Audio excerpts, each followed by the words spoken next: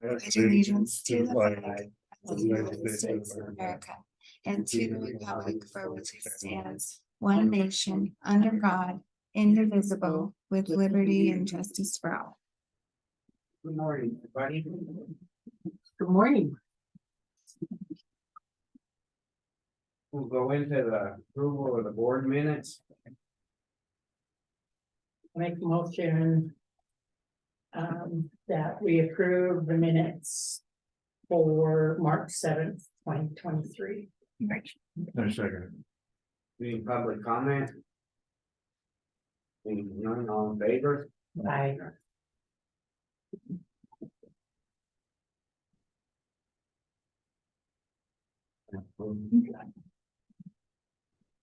First one from Mako on the info request 911 investments.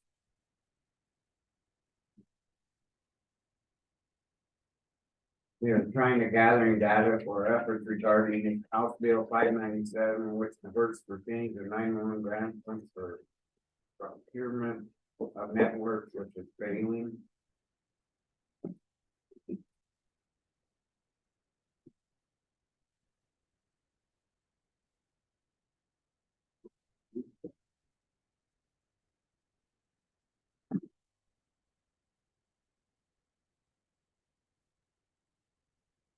Procurement of what network?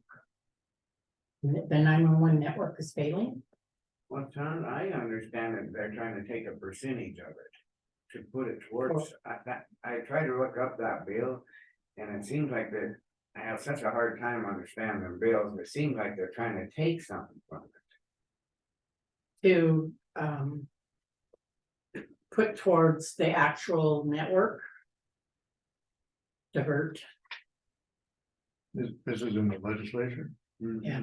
527, I think it's right. Whose bill is it?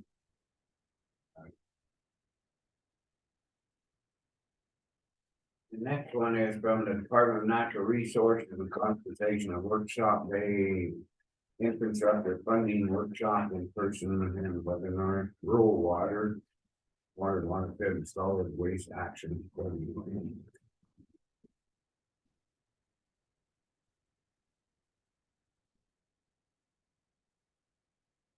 So Mako wants this bill to go through. No one. Is that from Mako? Yeah.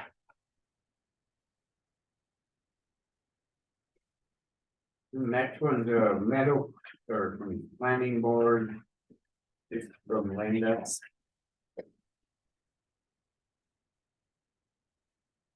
This is a change in, I talked to Billy, who kind of explained it to me, and I didn't know what to talk to Linda more on this, but this person's trying to change the boundary, request for boundary line adjustments, and you can't do it, it's already, Yeah. so. No. You are. Yeah. And according to what, Linda, it was, they're creating less than 160 acres. This is what I take it, Yeah. yeah. So no, And then that, evading, definitely. that's what it is. The next one's from Katie Burden on Tri-County Fair Board. We won't really go into this yet. Ben will be here at 10 o'clock, I think it was, yeah. And I put it on there to talk to him about it there. Does he have a copy of this? Yeah. Mhm.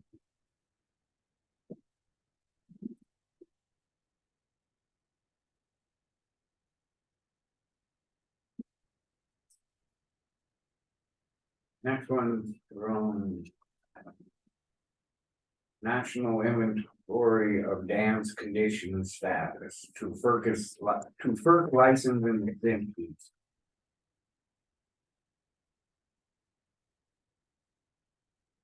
It's from Douglas Johnson. We have stuff coming out that's gonna be not Yeah. good for us. I didn't really understand. Any public comment on the correspondence?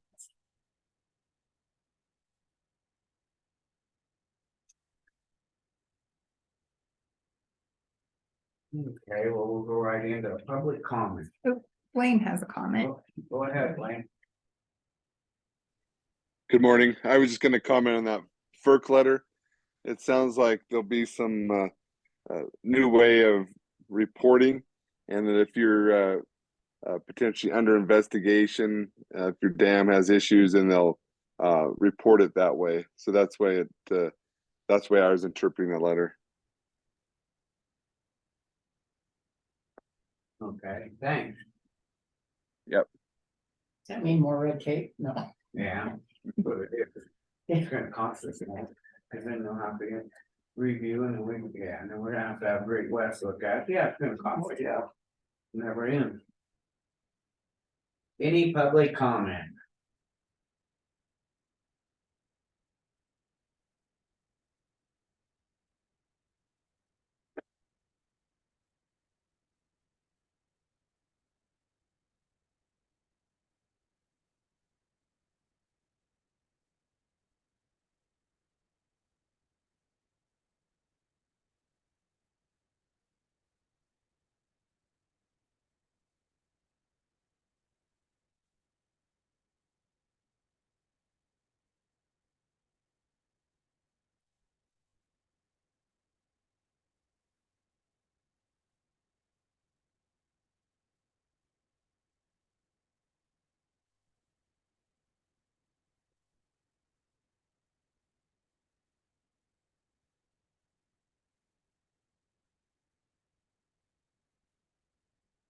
Did the new guys get everything done?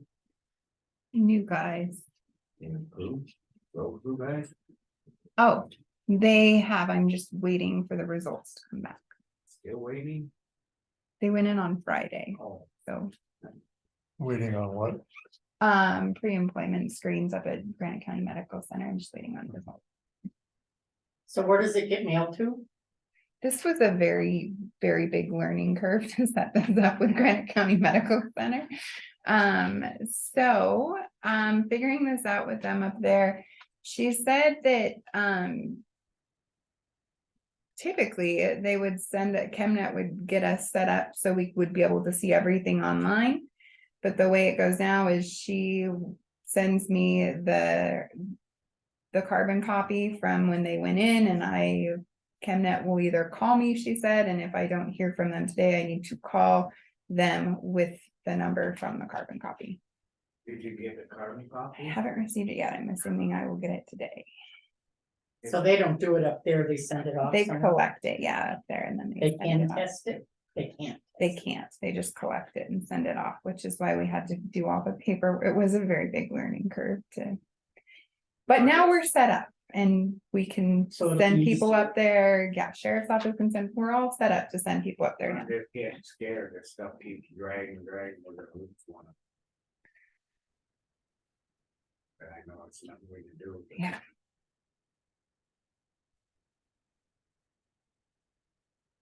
Well, it shouldn't be any longer than a couple days. Is there another job offer or what? Yeah. Because they, More money? not really, just that, no, that he has a, he was starting today.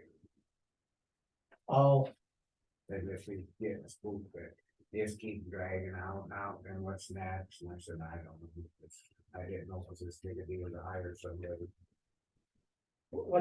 did it ever take this long before? No. No. How did you do the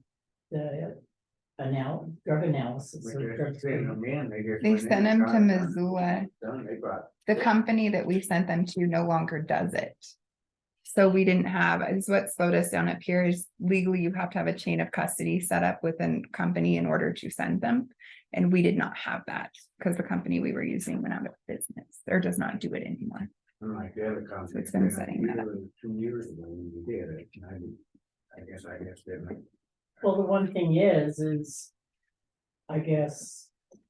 He looks at the benefit portion of it, you can work for a couple days. I know, I tried. Yeah. You know. If people get nervous, you Yeah. know, you gotta work, you got family and stuff, and just. Any public comment?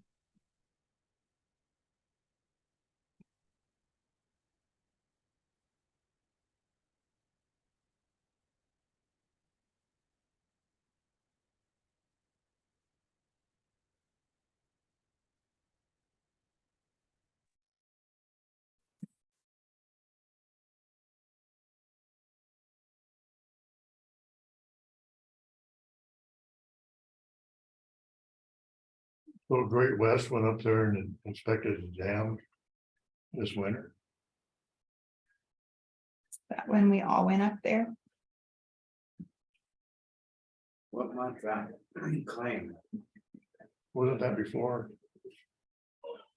we It all wasn't went up, after the New Year, was it? no, I think I Is went it up there in December? November. No. Yeah, it was like November, December when we all went up there. Maybe Scott it to us. I don't know. You have a place to recycle batteries or do we recycle batteries? I don't. I think- get I them think- mixed up I and think then they're they'll do there. it. Usually end up throwing me a good one and. keep them chip. At home, I recycle mine and give them to David or David Wade, because they've got a place in Spokane that takes batteries. My child separates them out. And I'm like, great.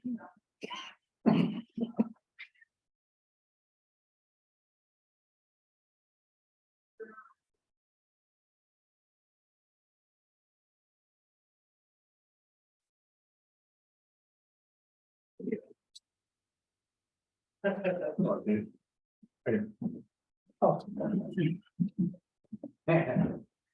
Pay yourself. I sent you this, but here's a paper copy. Look at us trading Look paper. at how that works. Thank you. Dang it. Morning. Howdy, howdy. Well, you're on. You gotta get the pictures of that truck this morning. Got right? that email. Oh, okay. Lance did. Did what? Get some pictures from him this Was morning. down this morning. I didn't look. Oh, I got you. Well, what the deal is, it's the same exact truck that we're looking at buying with no box. It's a 2009 and it's a municipal truck already. They've got two of them. They got 32,000 miles on them is all. And Just the same outfit. same outfit. And they got all the hydraulics already on them. They got stainless steel dump box on them and sander already in them. We got to put a plow on us all. And they're asking 105. Well, that's way better to go than the other way.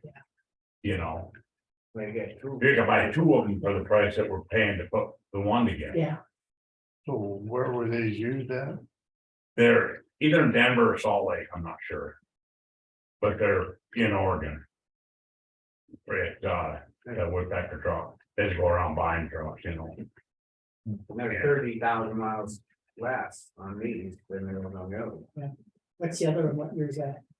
So who, In 08 or 09, it's damn near exactly the so same. who ran them then? They're in some city, I don't know what city, but somebody had them.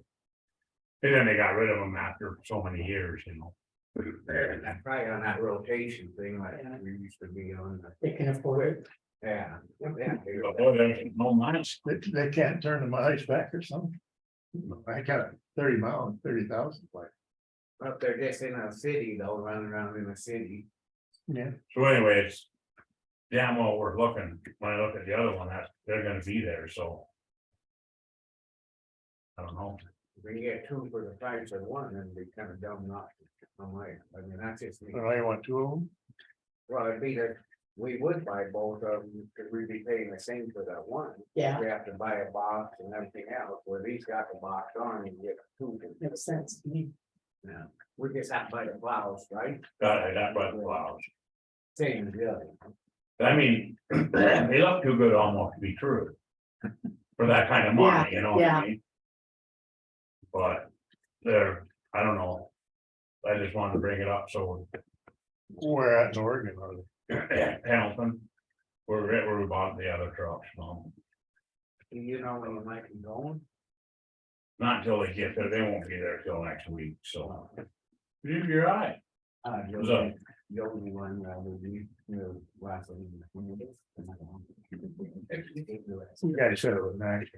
Yeah, they say that too. Good thing we're on. Other than that, we got backhoe back up to the dump. And. So released from the other one, so. Billy's good to take it off insurance. It's back to them. They were coming together, yeah, sure does.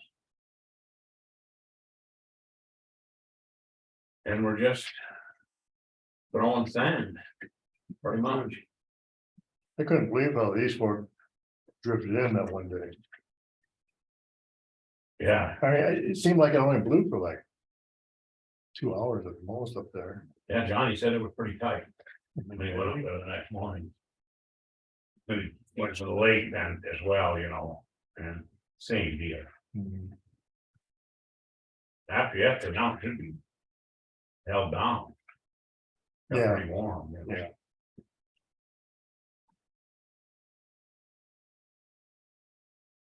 Everything at the dump's good. Yep. We talked to them about that dumping stuff. Yep. Okay. Did it happen with that? Yep.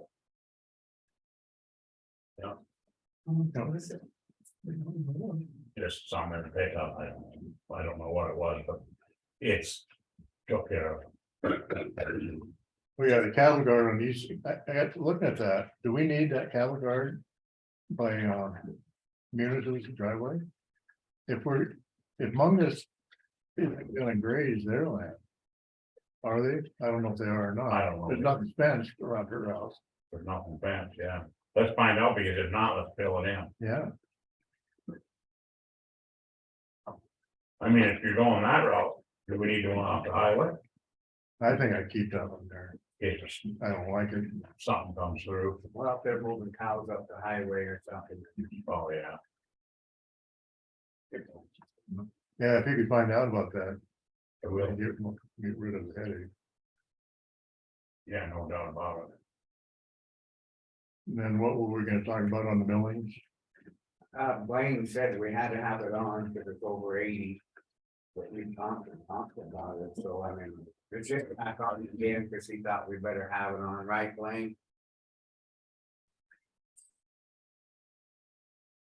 I guess it's just that we're gonna make, go ahead with it, we talked about it.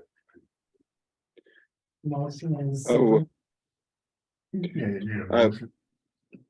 Oh, what was your question, Scott? I guess that you wanted us to put back on the East Fork Road, milling and chip sealing to finish that road off. Yeah, just for, final decision. That sounds good. So I guess entertain a motion on that. I make a motion that we go forward with the East Fork Road millings and chip sealing project. Oh, second. You sure you want second it, Chuck? Well, I was, You being a smart aleck. Look at his eyes.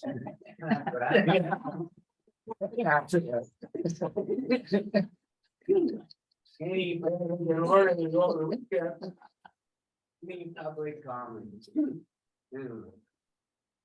Being none, all in favor, so now I guess you get a hold of tip guys too and tell them we're on board. Yeah. Try and get it down below that 80, so we don't have to mess with that. Yeah. I guess the other thing is just this safety vest and stuff. Just. Insurance is recommending them, we went with it. I just think what you do is like any other municipal, just, I'll just order shirts and shit for them, and it's what, I'll just order shirts and stuff, high vis shirts and some sweatshirts and stuff for them all, and they'll wear them and I'll be there for them. That'd be the best, that's what she was gonna recommend today, I must think. That's what everybody else does, so. That's all we want, I mean. it's Just not wear that- it, yeah, for sure. I'd be willing to tell them they just have to wear them if they're working on the road outside of a vehicle. Yeah, you sure don't need to wear it inside No. your rig, but definitely dirt So- patches and all that stuff. Maybe they're thinking they had to wear them all the time. If you can't get them shirts and that. they Hey, probably would. Well, they can wear it all the time. That's what they do. Yeah. You know, the vest part, you know, Just need though when they get. This solves the best. Wear the shirts. well, they might, You got the short sleeved in the summertime and the long sleeves in the winter. Yeah, we can get it them and then Our insurance company's really pushing on that too. definitely when they're out on the street, they'll wear your whatever. Fine. Blaine, Or I think it's been pointed out before, but it's in the collective bargaining agreement that the county pays for that. And likely we'll be back to negotiations soon, but I haven't heard anything. Okay, Just, the county gotta pay for all safety stuff, that's just the way it is. So we need a motion or anything on that, or? no, if we. no. It'll solve the vest problem.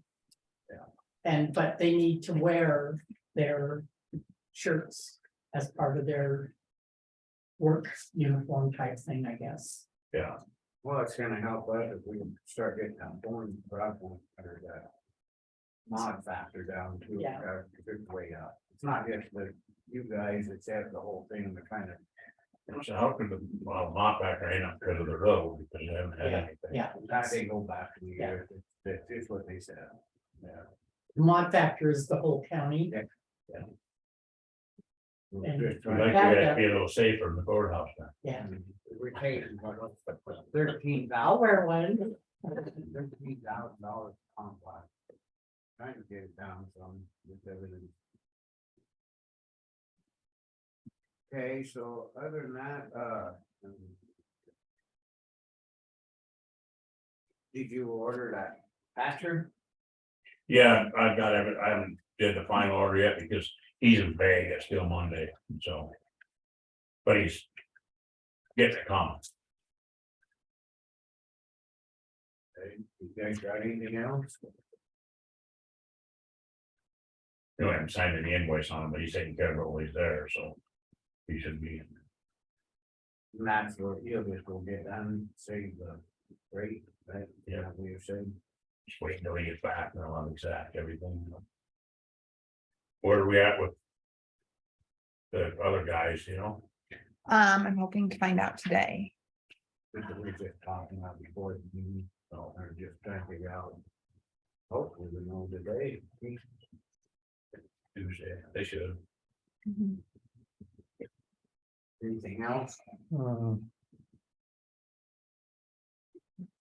You know, on the approach to the East Fork Road, I don't know who. No, but I don't know, who- maybe the state, maybe the state's gonna, or something, I don't know, the first, right by the highway. But there's a berm on the west side, and when you come up Trail Go, that's me twice now. You can't see beyond that, but it's hard to see anyway. The Right, berm is blocking a little bit of the road. And this little white car comes up there 60 miles an hour. And it's tight. You know, last week, I looked, I pulled out and I looked in my mirror, that car was right on me. I'll get him to shove that back in. Speaking of 60 miles per hour. The roads, what road is it up the lake that they want their speed bumps? When were we supposed to Oh, Lake Shore start doing Drive, that? Memorial Day? Hmm? Is it Memorial Day? Memorial Day to Labor Day? Okay. Yeah, we just can't forget. That's why I said, speaking of 60 miles per hour.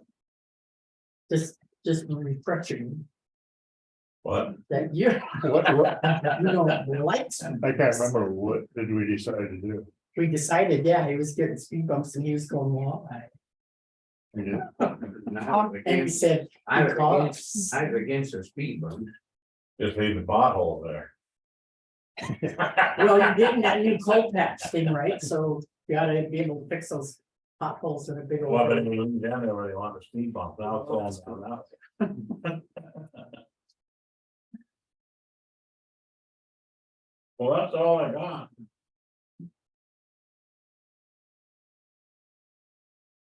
okay, so you'll let us know on those trucks, on when you're going. I mean, yeah, if we could.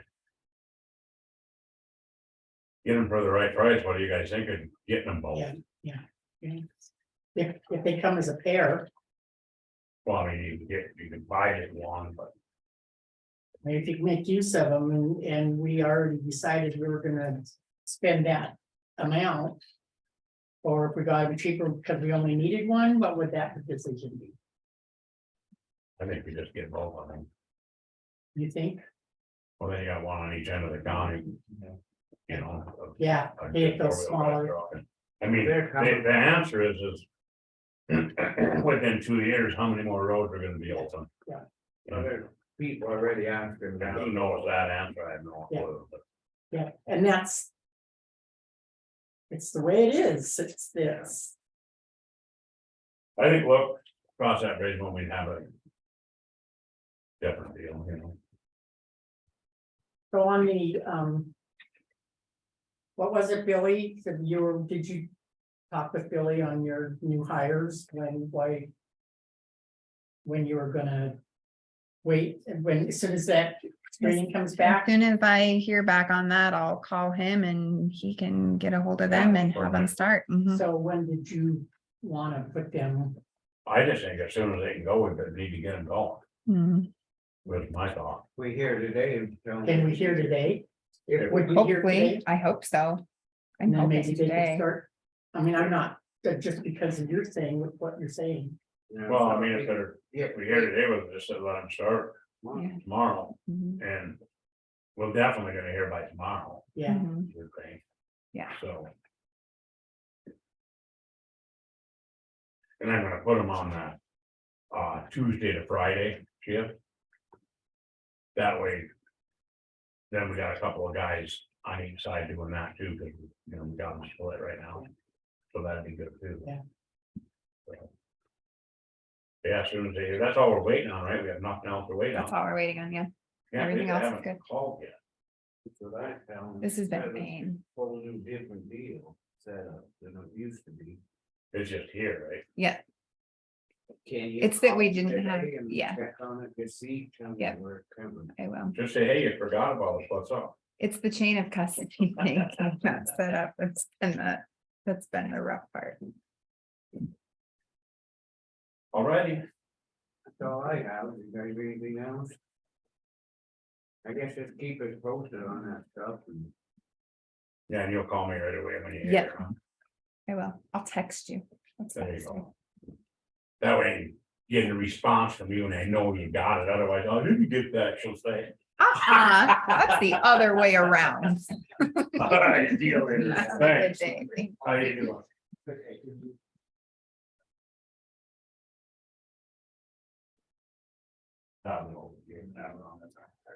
All right, I'm good now, thank you. You bet.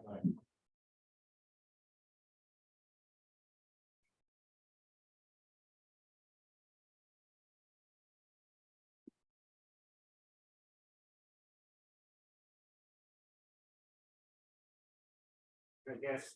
If we talking about them trucks, we'll just put it on the, Agenda. yeah, the next week, but we're talking if we're that little deal, we'll get them both, so yeah. Yes, get two for the same price as one.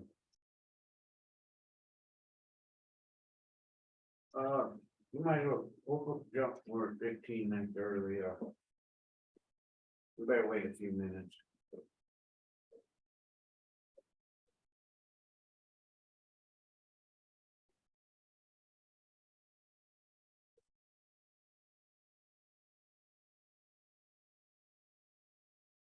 so what's that one times 12, is that formula times 12? Yes. Has it changed or the website updated?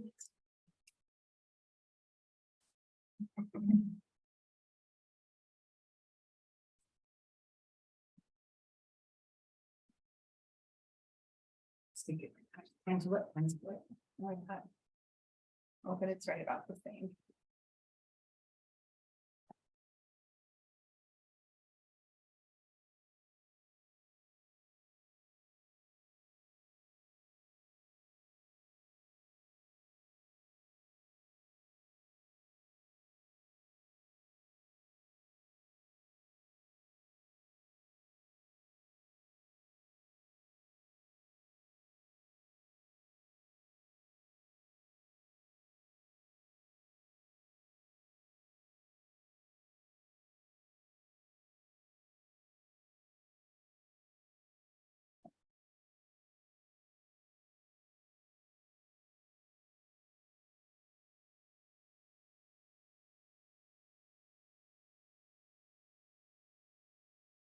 Same as last week, isn't it?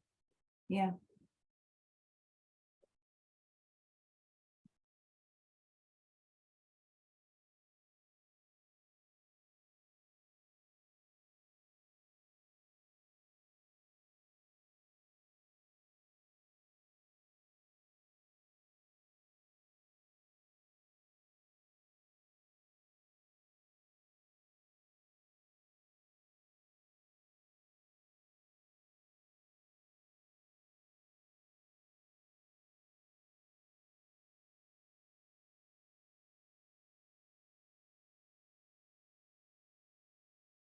Did you guys do this Scott's Eye? Huh? What did you guys do with Scott's Eye? The what? Julie got- Oh, we, Like, That's- Guy, what, sewing machine? guy hit him with his elbow and said it was an accident, Yeah, he- huh?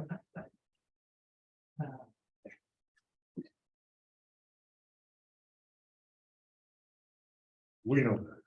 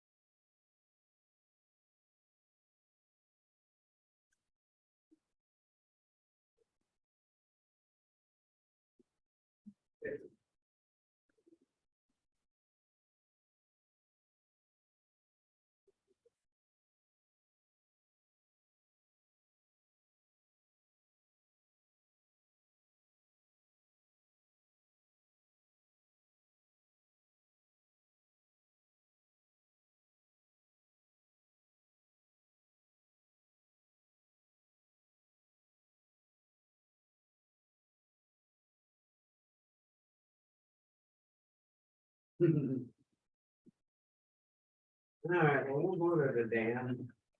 Brandon's parents. We've got one from him here.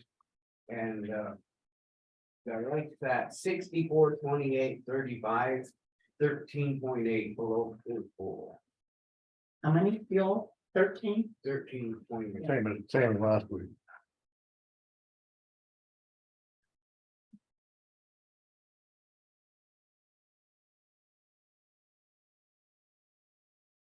So I mentioned earlier that I saw on the news that as of last Wednesday,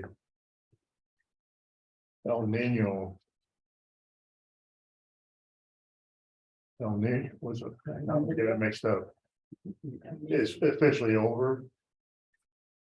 And so then we're gonna go, no, La Nina. Is the cold one.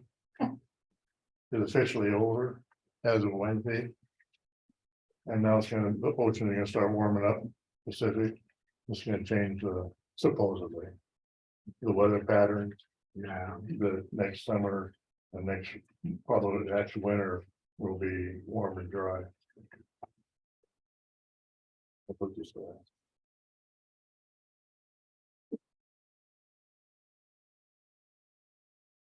Any point. And the point, if the lake doesn't fill. Yeah. We're in deep trouble. so, Do you have a comment, sir? Or are we supposed to wait? well, we gotta make the motion then after the comment. Supposed to snow. 5 out of the next 9 days. 5 out of the next 9 days, we might get snow up there. We had rain last night. We got about 3 inches of snow up there. And we finally got some snow with some moisture. With it warming up too, I think we'll get more moisture Oh. now than that cold. No, I agree with you. I'm just saying that I think. My opinion, leave as is for right now. Okay, so my question is, you're looking at. Well, we're almost to the middle of March already. And so spring is what, the 20th of March. So it should start warming up and then, so we'll get more water in, correct? Coming in. Definitely. Okay, what's our philosophy of keeping it at 15, or do we bump it up a little bit so that if it gets too warm, it doesn't rise too fast? I think we, my opinion, it's just me, I think we leave it as is and just see what's gonna happen. I don't wanna get too excited Right. and start jumping it up, and I know there's moisture in that. If I don't agree, but I just don't think we wanna get too carried away yet. That's just me. No, I think 15, keep it at 15, I agree, and the reason being, last year we had it at 6. So, I mean, 15 is helping you too, Yeah, so whatever the. 15 works. Well, and then we start, going down where the sun's starting to break the banks a little bit, and that it started to soak up there, because last fall, we never got a good. I don't feel we got a good bank, so I don't. Oh, we- So I guess I entertain a motion what we want to do.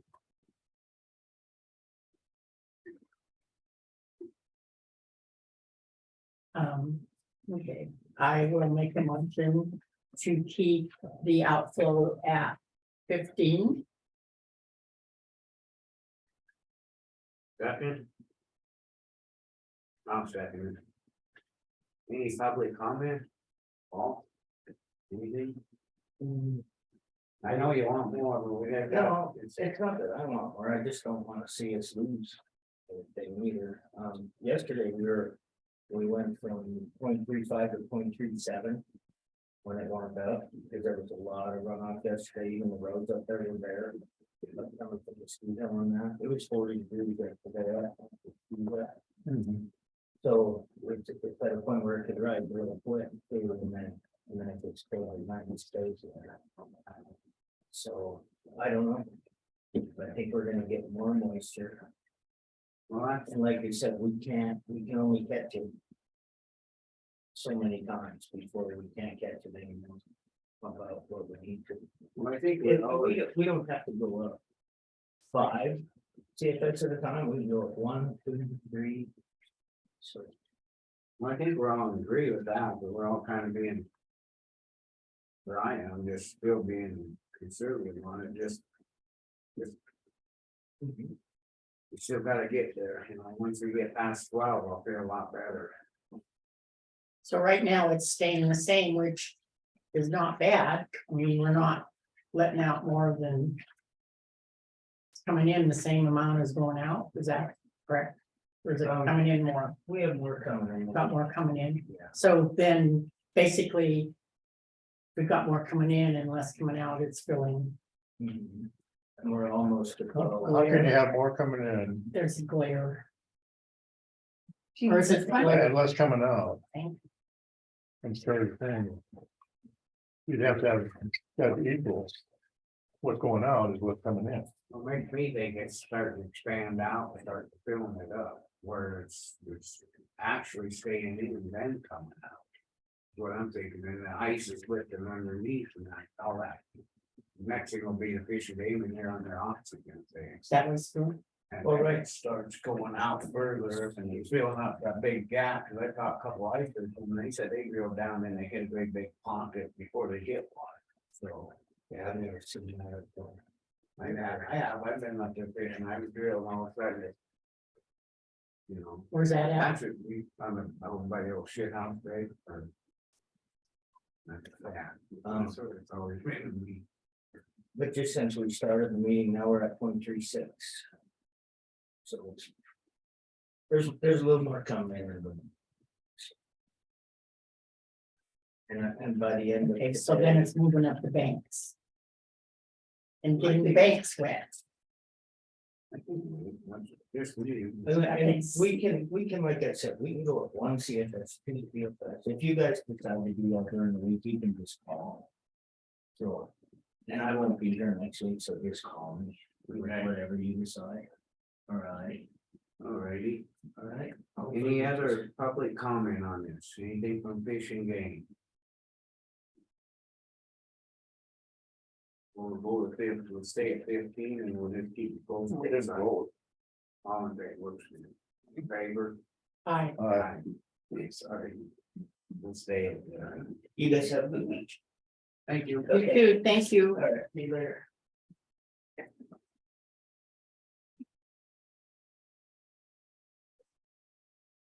But I've been up there when they're fishing now, when I was younger, and I get drilled down. And then I'll start it. Then it's down a couple feet in the water, the wood or so. Really? Uh-huh. So on this Willow Rock thing, oh. What does he do for that? What is that? That's information. Oh, Say on the next page, I think that the.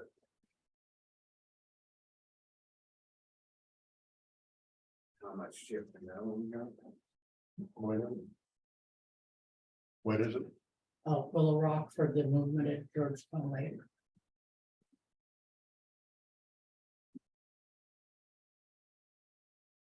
So he doesn't do that? And this is different. This is a Great West with engineering to satisfy FERC requirements. We did the monitoring survey on Georgetown Lake Dam today. We found a maximum horizontal movement at blank, I don't understand. This is something that we had to do for FERC, and we had Hams Lawrence do it, or Great West had Hams Lawrence do it. One So is that good there's news or $1,200 more. good news or bad news?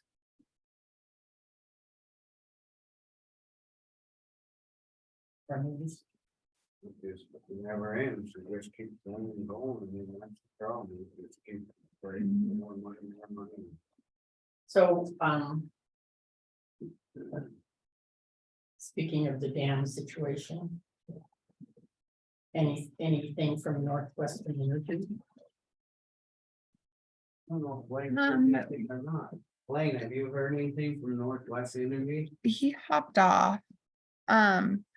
But so they signed the NDA and we gave him a copy of our files from Great West. And from there, that was all within the past month and a half. I haven't heard anything since then. We did just get our earthquake study yesterday back from HDR. And so we're trying to figure out a time to have that on an agenda for them to discuss that with you guys. And I did on one of the follow-up letters from FERC from January, there was some miscalculations from Dow and they were fixing that at no recontracting charge with us. And I just got that report yesterday. But that's all I know on the dam. Oh, Blaine's back on though. Blaine might know. Right. We forgot, they're not that, Not really.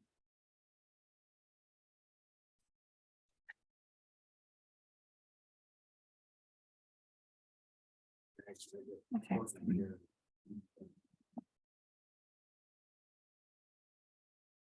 Okay. Then it's fine.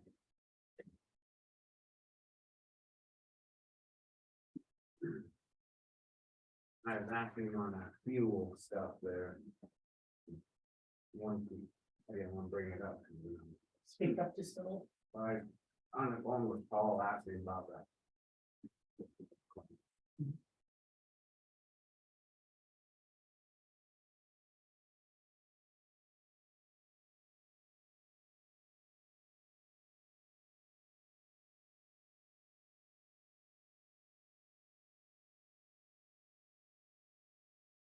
We go awkward. A little bit.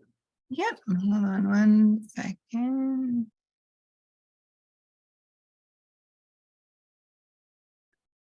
We're back on.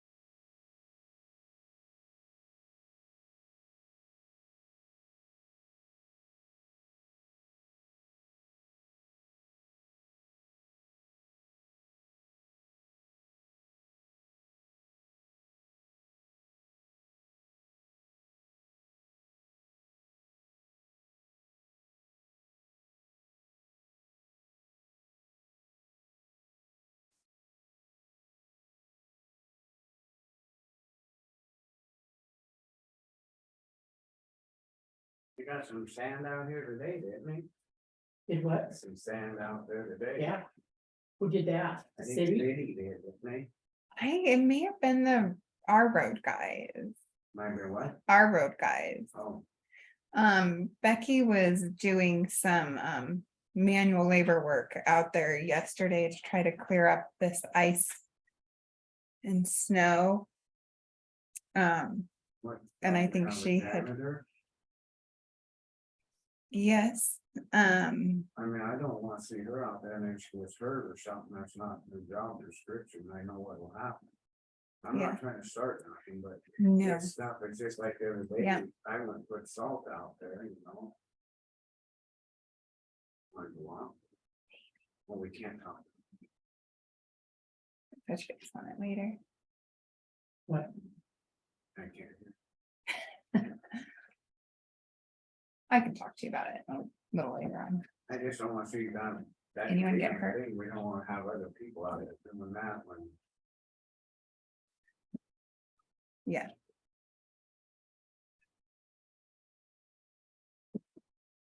So when's our next? Let's go on. Okay, okay, yeah, take a break.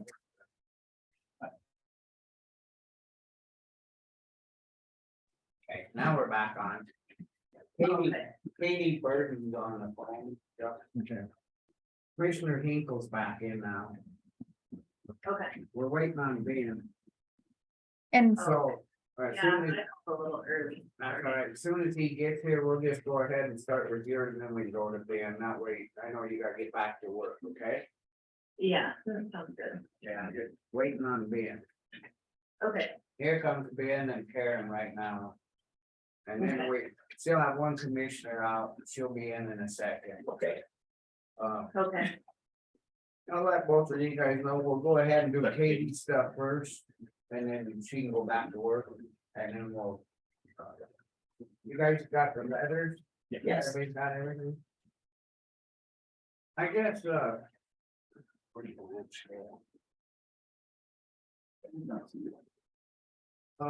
say? Yeah, we better wait for her.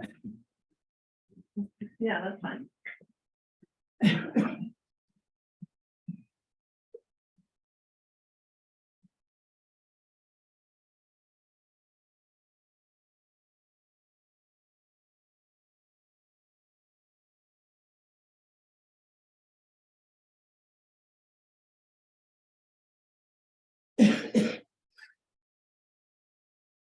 See, on that backhoe, getting that backhoe fixed truck, we're cheaper than I thought. I thought it was gonna be around 10 grand.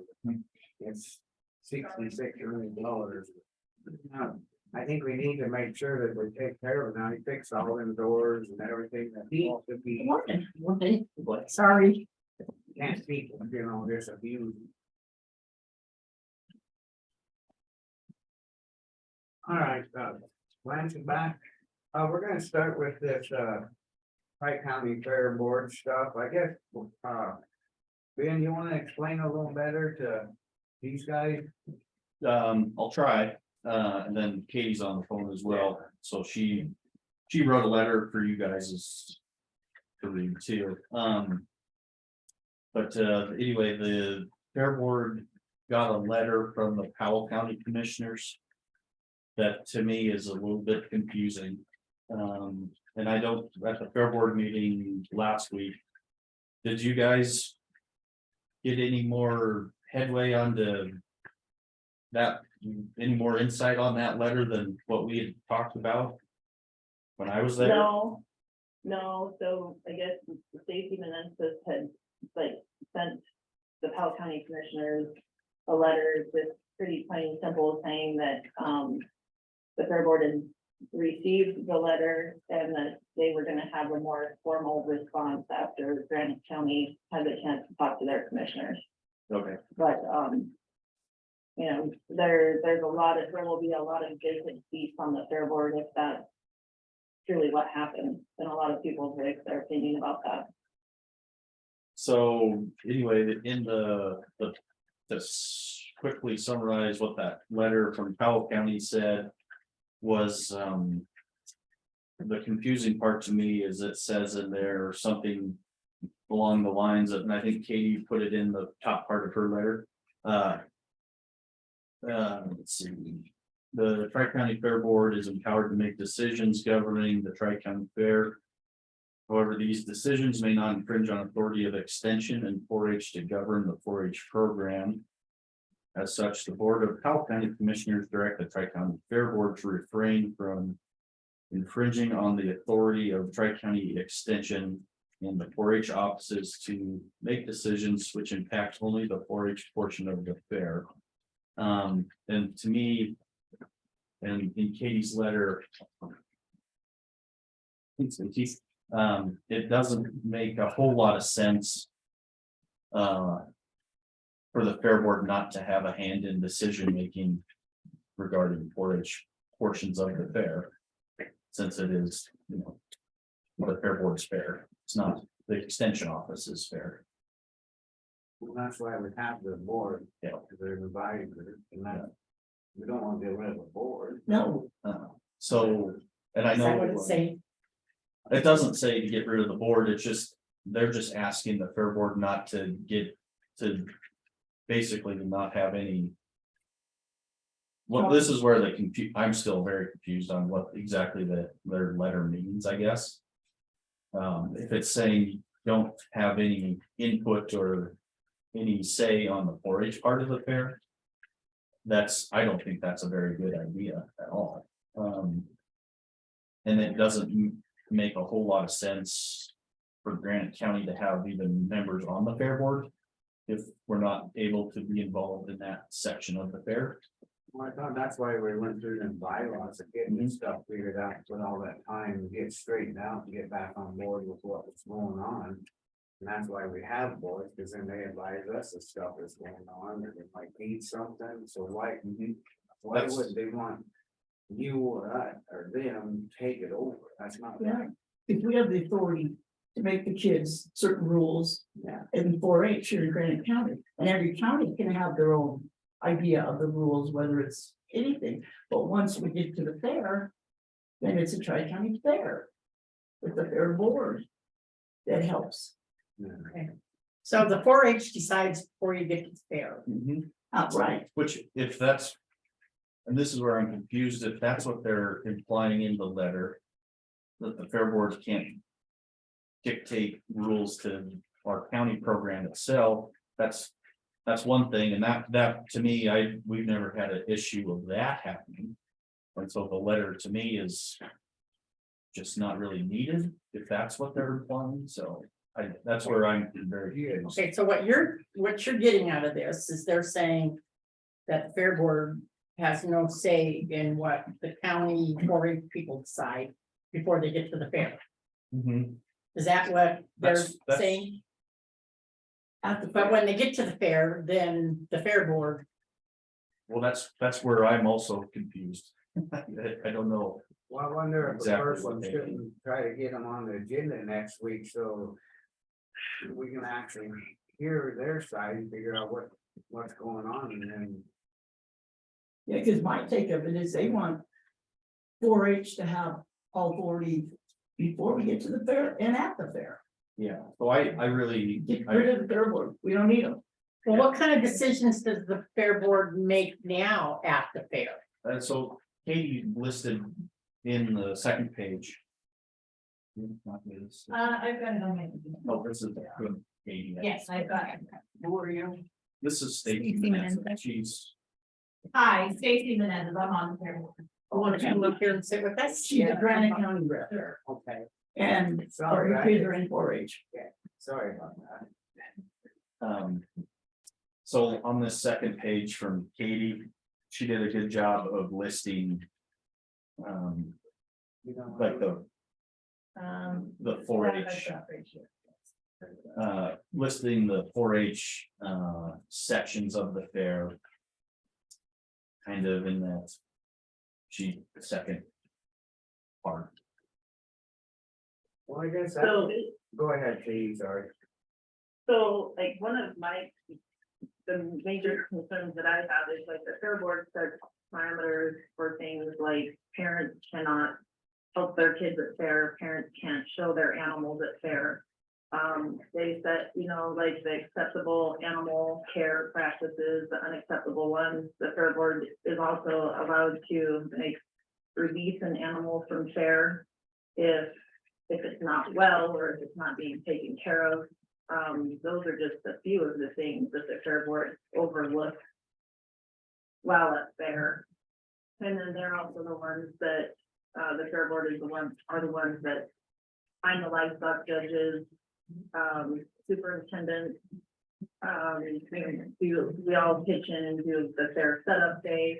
So there is a lot that the fair board has overseen that's very beneficial for the 4-H program. Well, I totally agree with you, just over the years and that being there and having kids and, just the stuff that gets lined out. I just don't understand why I don't know, I wish, I think we're probably gonna end up, probably tabling so we can get them on the phone. And, we need to have them involved in this to see what the hell is really going on.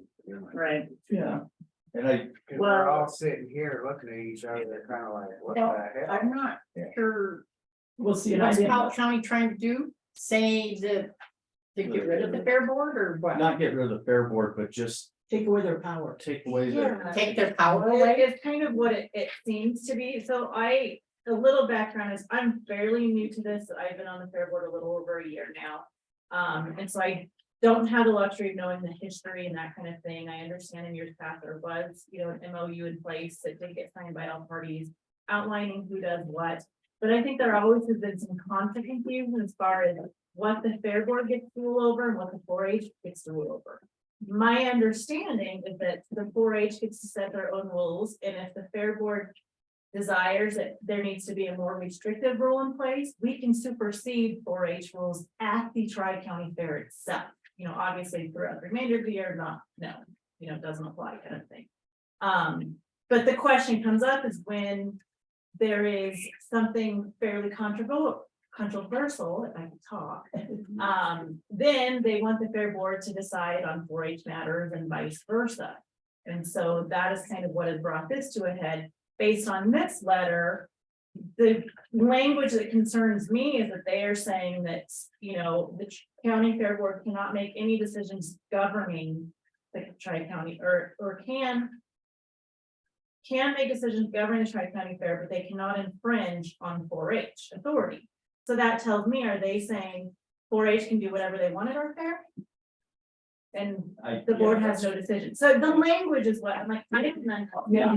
But See, they talk about Tri-County extension agents, we're still trying to find them.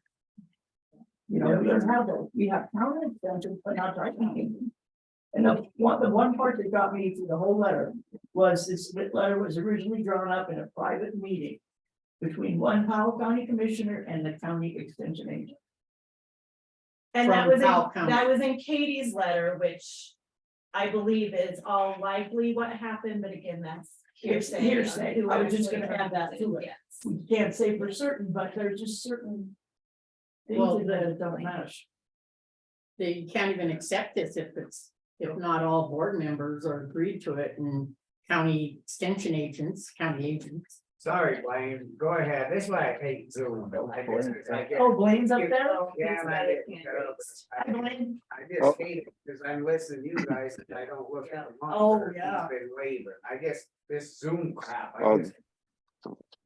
Oh. That's okay. Glad everyone got a chance to speak. I was just gonna say that I agree with Katie Burden's letter. I think, the bylaws are clear that it gives the fair board power over certain things that I know that, they shouldn't micromanage, but I don't see that they are here. And so, yeah, it seems like the letter from the Powell County Commission contradicts the bylaws in place. And so the bylaws would need amended if they're wanting to do this. And yeah, they're making a good point. Why have the fair board if all their power is going to be taken away? So there's supposed to be a check on what's going on there and oversight. And so that should continue. So either meeting with the Powell County Commissioners or sending them a letter would be good. You may want the fair boards to try to respond first and then the county get involved after that though. But how you do that is your choice. So I will let you know that the fair board did draft a letter that should have been emailed yesterday that simply stated, we acknowledge we've received the letter. At this time, we're not commenting because we're putting it on our agenda for the April meeting. So. Yeah, that sounds good to me.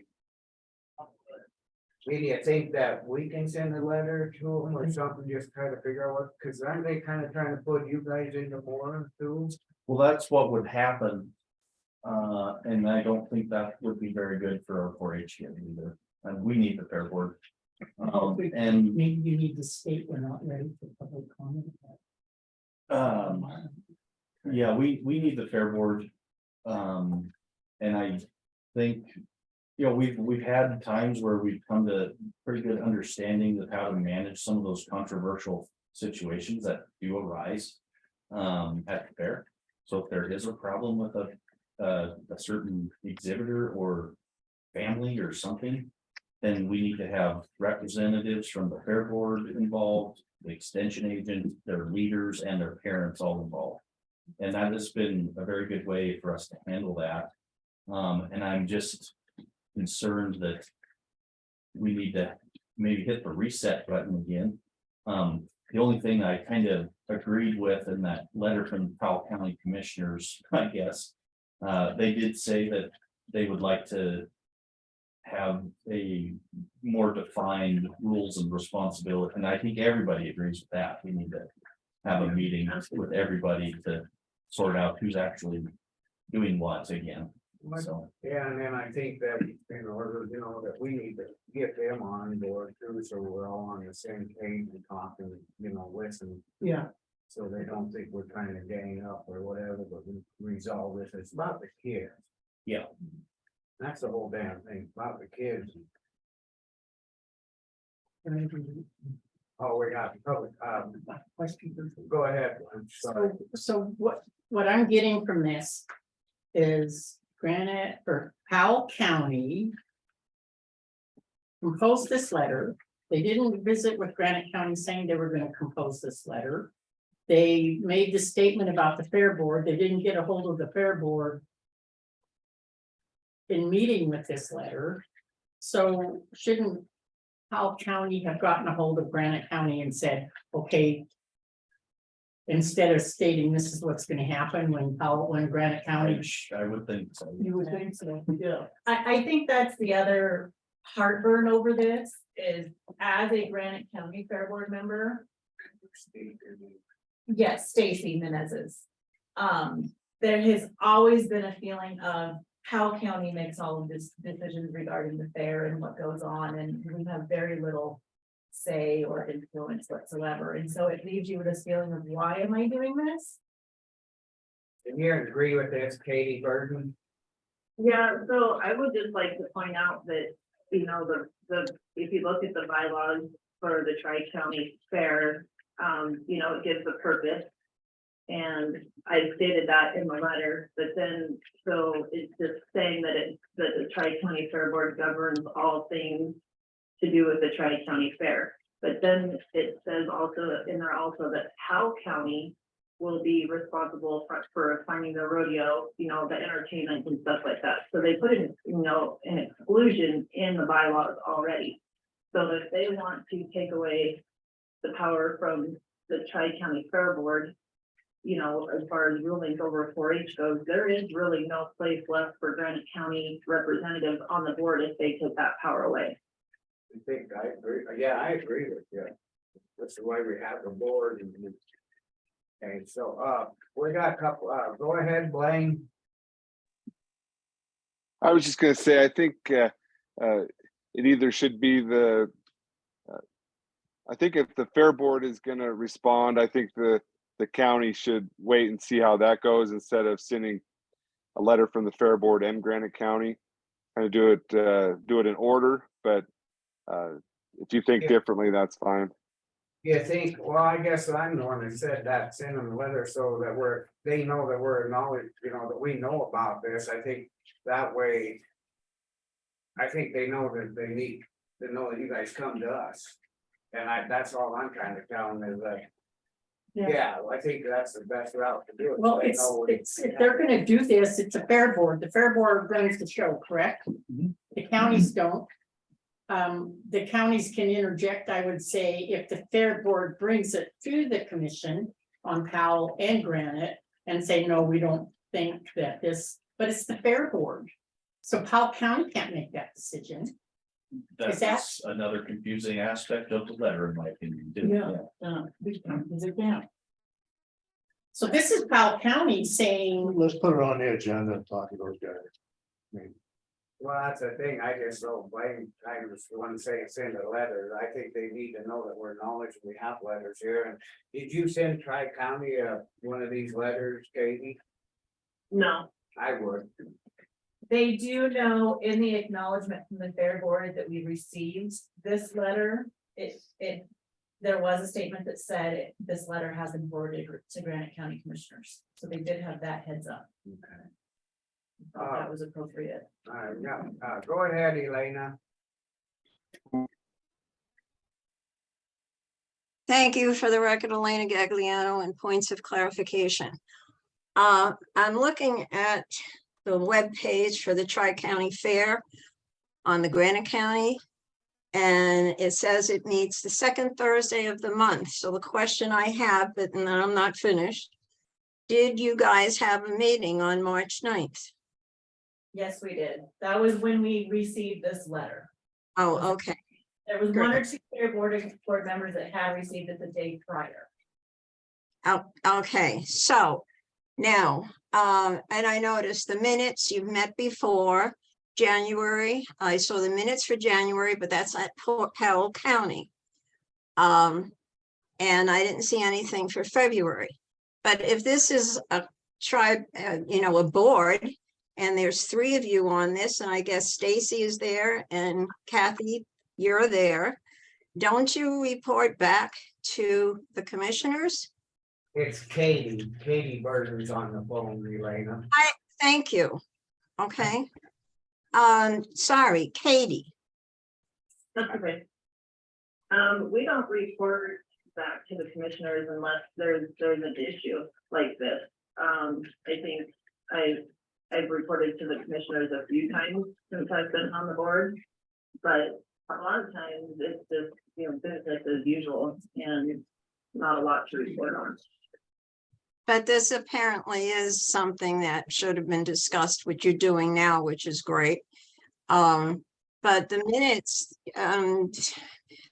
I notice on our website here, you've got that information and also the bylaws. I see the bylaws were changed in July of 2021. Are those the ones that you're referring to, that they already changed? Yeah, we had to form 2 boards. It used to be the Tri-County Fair Board oversaw everything, but then there was a lawsuit, and so we divided it into 2 boards where there's a fair ground board and a fair board, if that makes sense. So we rewrote the bylaws when that happened. And then I guess there's what, 7 people? I mean, yeah, 7 members on this board, 3 from Granite County, 3 from Powell, 3 from Anaconda Deer Lodge. Is that the way that works? No, No, not anymore. There are no representatives from Deer Lodge County anymore, but their commissioners pulled out after the lawsuit. There are 3 members from Granite County, and I think there's probably 7 or 8 from Powell. Okay, because I kind of recall going back a while because there was a lawsuit about a race at one of the fair.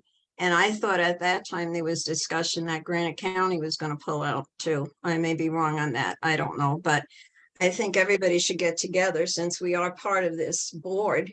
And the commissioners should know about it. And thank you for being here today to discuss it.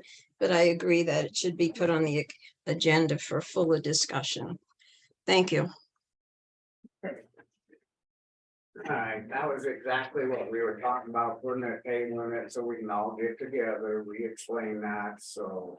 I think Yeah. that's the best bet is move on with it here and find out a little more and we can table it and. You guys can get a hold of us when you want to put it on the agenda. That sound good, Katie? Yeah, that sounds good to me. Okay, well, thank you guys for that, and we'll move on to this other stuff with the. Extension office with the county needs assessment review. All Yep, right, I'm gonna let you guys go. Thanks. Thanks, for Katie. the- Thanks, Kate. bye. Yep. Nice meeting you. see you, Stacy. Okay, so, yeah, I just felt like every once in a while, just give you guys what's new and extension and whatnot, and I had gotten asked by, well, last spring, we did a community needs assessment. And that was part of a statewide needs assessment for extension, just to see, maybe help us get an understanding of where we could direct some extension work and programming. And so I hosted one last spring in Drummond at the library. And there was 20 people there. And so I have the report I had to send in to MSU, the state office from that meeting. And then I got asked to do another one by the Phillipsburg library as well. And so we didn't have as many there, so we just kind of did a little bit more of a less official type of session, and we just kind of brainstormed ideas and things like that. So I don't have a report written up for that one like I did from Drummond. But kind of the way it worked was, you know, we had community members gathered up, and we had we split into the kind of the different program areas of extension, which are agriculture, natural resources, 4-H, community development, and family consumer sciences. And so we just took those categories and we brainstormed ideas that whoever was there thought would be, you know, we're in need for the community to work in those areas. And then we went through and people got to vote on what they felt was most important. So then we got to kind of have a prioritized list of things after that. And so just real quick, and I will say the Drummond one definitely skewed heavily towards more folks from Drummond at that meeting. And so probably the results are going to be more specific to that community. But anyway, as far as talking about the community, local economy type of things, and I don't remember, did I give you a copy of this, Bill? I'll give you guys a copy of this report so you can look it over, but essentially, you know, you can see how people voted on here. Community beautification was a priority for the Drummond area. And so that kind of would revolve around all the junk and maybe trees and what, you know, kind of that type of thing, cleaning up the main drag through Drummond, I think was kind of where they were going with that. There's a definite need down there for some economic development, just in some new businesses, and then maybe some community events. Another one that came up in both meetings was just the availability of affordable housing, which that probably falls out of the realm of extension to try to address that problem, but I have found a few webinars here and there that might be of interest. And then for youth, a lot of, and this was pretty across the board around the state, there's a lot of interest now in gardening. And so gardening. So even in the youth side of things, something that was getting prioritized was just utilizing school gardening or youth gardening programs, and then building you know, some community participation. Does your mom still do that too? She is, yeah. So I think they renewed that grant that she was working on before. So but gardening also came up in Phillipsburg at that meeting. And so we did the Master Gardener program last spring too. So there was about 20-some people who went through that program, which they're required to do volunteer hours. So should have quite a few people doing volunteer work in the gardening areas. And I know Lisa Medish is one who's been doing some work down next to the library down there. They kind of have a little greenhouse, I think. But so that one I feel like is getting addressed. And then I think I'll just host some gardening classes specific to what they're interested in learning about. Let's see. Yeah, I don't know. There was some interesting things. But you can kind of read more about the specifics of that maybe in this report too. And I don't want to take up your whole. So I have a question. Yeah. On beautifying the town of Drummond, is that something that the county extension office has seminars? Basic seminars? Yeah, there is this program. I haven't dug into it a whole lot, but it's an extension program called Reimagining Rural. So it works with rural communities to kind of help revitalize them, I guess. And so I know some extension agents who've done it and have had really good success. So that might be one I'd look into doing. So what you're doing and what you're saying with this assessment is you're putting yourself out there, telling these communities Yeah. that, hey, we have this going on, and you can put these seminars on Yeah. for them. Yep, and I think that was about as useful as anything doing them. Even though there wasn't a whole lot of folks up in Phillipsburg when I did that one. The Maybe, folks who were there, I knew one of them, and she only knew me as the weed guy. You know, and she had no clue that extension covered all these other things, and the other two didn't either, so I think that's good. get more info out on that. Yeah. The other thing I was gonna throw out, I know this is not right, it's kinda, would you make sure, I don't know if they're saying it the right way. Your weed spraying guys wear safety shirts. Like the Visible. high vis, I think they have vests, but I'll make sure. we Yeah, got I them think up there. we're pushing on this on all, where they're out on that interstate. Oh, yeah. Holy shit, baby, and then they're good signage, and Good it's just, signage, yeah. we're trying to upgrade a bunch of this. Oh, okay. So. Yeah, that, I'll see Yeah, what they they can got wear for vis- their signage for the interstate stuff. Yeah, and then visible shirts and Yeah. stuff, just cause it's so scary out there. Yeah, I agree. That's just something I didn't think about. So you didn't get a turnout from P-Bird because there aren't any locals left. No, just kidding.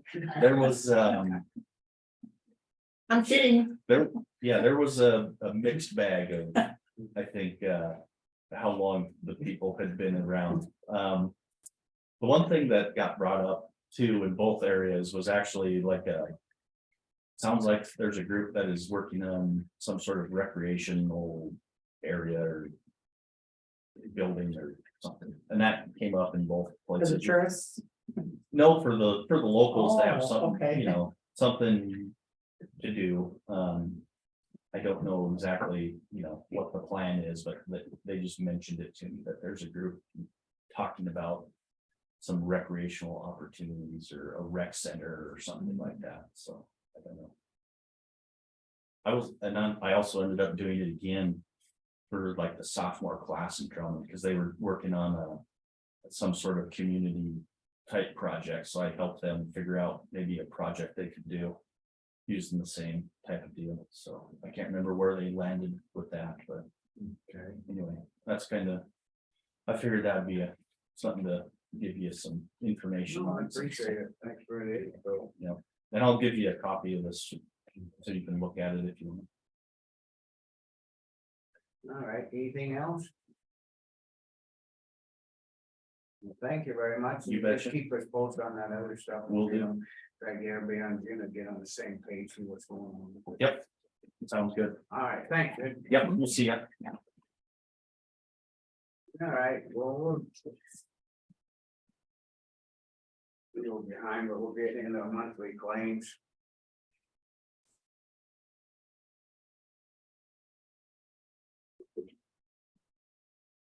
They got a pretty big greenhouse at the school, Drummond. Do they? Yeah, it's on the west end of the high school there, yeah, pretty big. I know they was growing a lot of stuff and taking it down like people. Drummond has a better growing. Yeah, 'cause I know 2 or Isn't that 3, funny how like 20 miles away, you grow stuff better. yeah, there's 2 or 3 people that have great big gardens. And yeah, kind of cool, they donate stuff. Yeah. Then there's somebody coming out of Beaver Tail selling that stuff, selling it right there at the Senate station in Drummond in the summertime too. It's, If you produce that's coming in there and yeah, they're bringing in stuff and selling it. It was, I can't think of their name. They're from Beaver Tail, they're in Grant County there. Anyway, so is it getting a lot of people ordering stuff and yeah, going then they picking come it in, up? yeah, they sell out pretty Yeah. fast and, yeah. All right, well, we're the claims.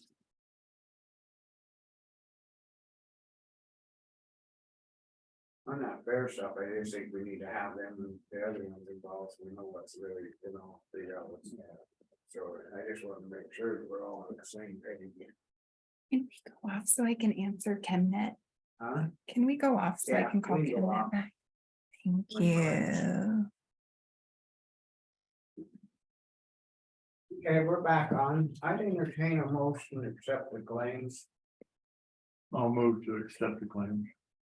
I second it. Public comment. Being none, all in favor?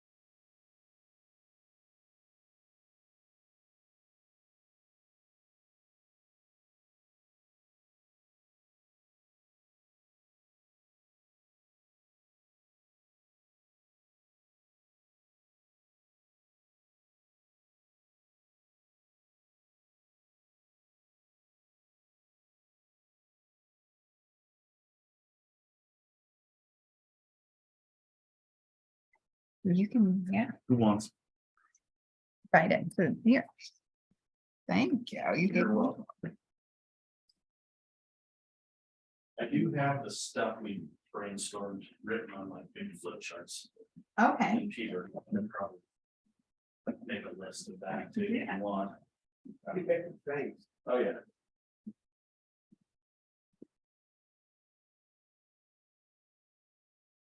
Thought we better mention that safety stuff to do that out of Main Street. So would the, Crazy. Might on the wanna send interstate. a letter to get them to sign the same so they. know I will, that with- way everybody- with their onboarding. so the weed then fund would provide them with. Yep. Or do we have a safety fund? No, I think that they got their own, they can just buy it through there and then. But yeah, definitely get Dr. Ben and then he can get them signed off and I don't know who he's hired or not, but I feel that way. Yeah.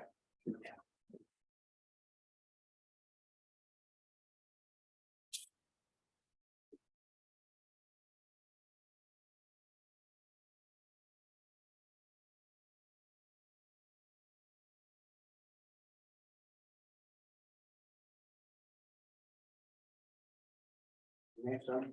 Yeah, that's top. You know they have to apply for my gun.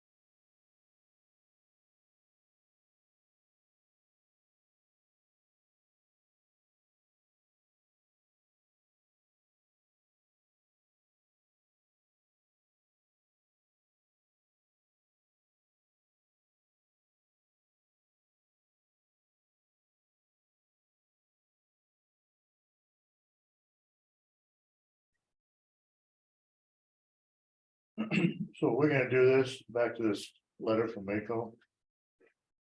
From Chantel. HB 597 is something. To do with the 911. I think we're up to date. We'd have to ask the sheriff. But they wanna know what this county has done. To get up to the new generation, the E911. And they want it by tomorrow. Yeah. I know they're discussing that at the LEPC meeting this week. Jackie might have some information on that and she'll be here this afternoon.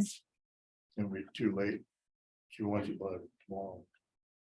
Any, So would that be something maybe you can email the sheriff and Yep. say, hey, did you get this? You Yeah, I need can to do that. respond Yeah, I to think- Mako. Yeah, Yeah, I can do that. I think he said that they were pretty much up to Yeah. date. On going to this Yeah. new generation. Yeah. thing. Yeah, yeah, I'm Yeah, sure. and he'd know that. Yeah. Yeah, he'd know better than we would. he's the one that pretty much implements spending out of that fund, so.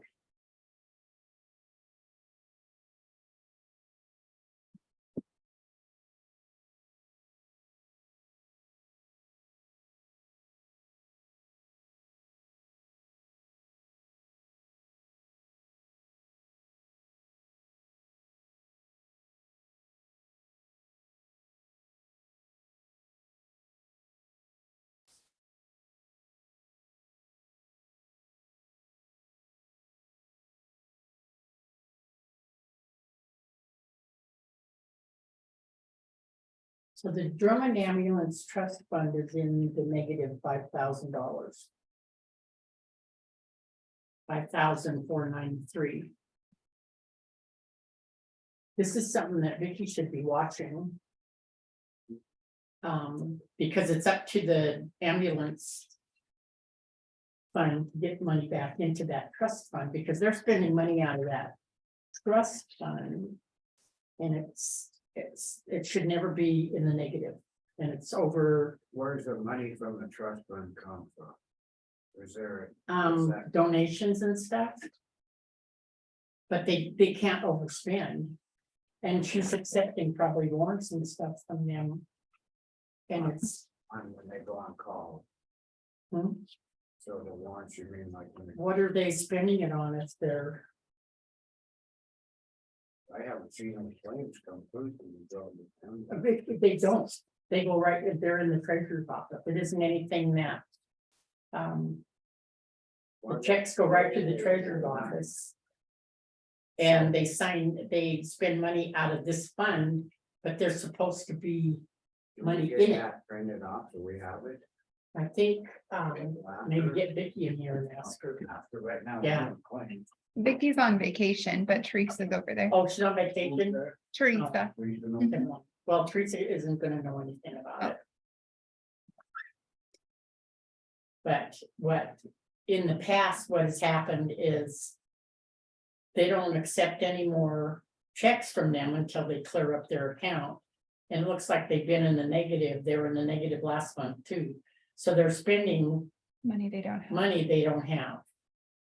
And that's not a budget type thing, it's a trust account. Drummond doing that? Yeah, Drummond Ambulance. They don't do anything. But they don't have any money in there to spend out of their, So are they spending money? they're spending money out of their trust. This is a trust fund, it's not their budget. It's a completely different fund. It's a special fund. That they put money in from donations and stuff, and then they can spend it. At will for whatever, and apparently. Well, that's something that they've done, and it slips through. Where Vicky shouldn't even let this happen. Because now how is it gonna get supplemented? How are we gonna get the money back in there? Because I don't think it can come out of their actual Drummond Ambulance fund to make it come out of negative value How much money do they have? in the In the- cash wise. In the Drummond Ambulance, I haven't looked at their budget. What's the number? Cause on there, there should be a budget, not just for the trust, but a budget for what we levy. Well, how much do we spend out of the levy? Drummond Ambulance, they have $9,000 in their account. So they're spending. So if you take the 5,000 out of there, put it in the trust. or I don't cover it, know if they, how that if you works. can. I don't know if you can supplement their trust fund with their actual levy fund. Frank called, only he's coming in. For Is this he on the next agenda? one, for the EMS discussion.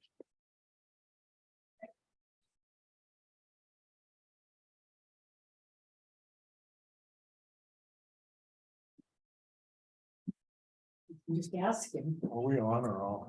Um, On?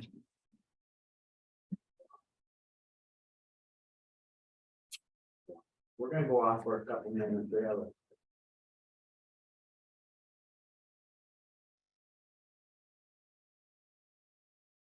Okay, we're back on. So resolution 2023-4, resolution reestablishing the existing three county commissioner districts. This is the first reading.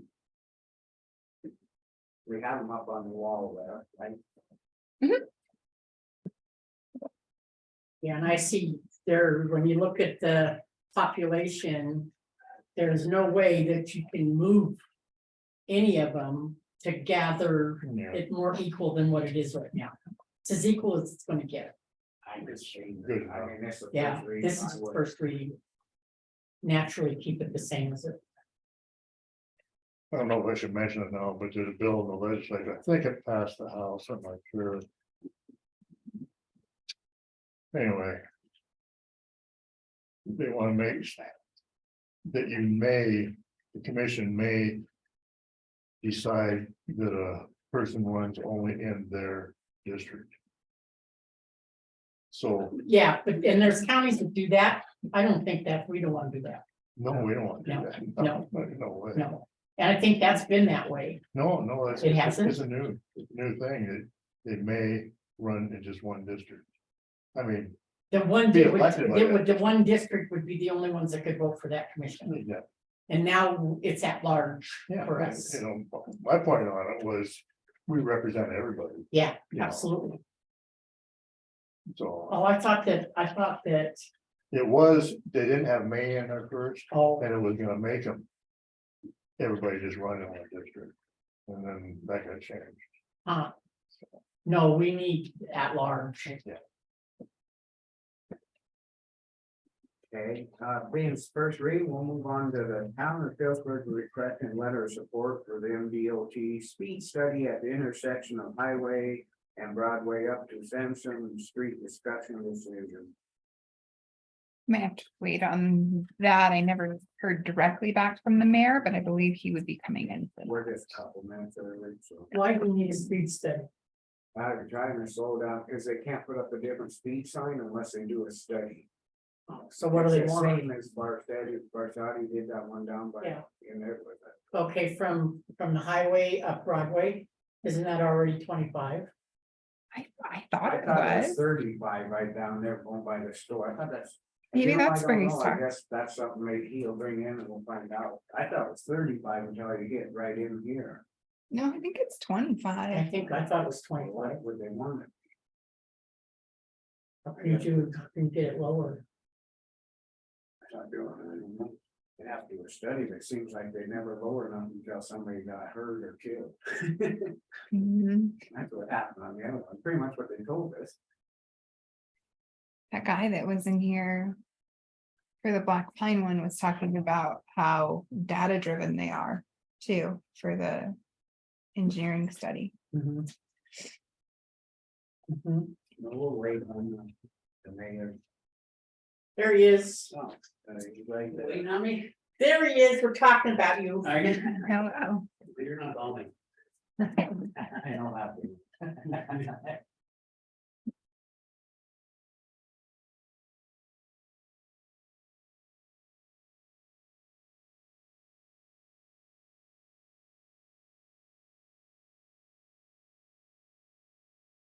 All right, come on up, we'll go ahead and get started here. The mayor's, Bill for there, mayor ready. Go ahead and, Okay, just a couple of short items.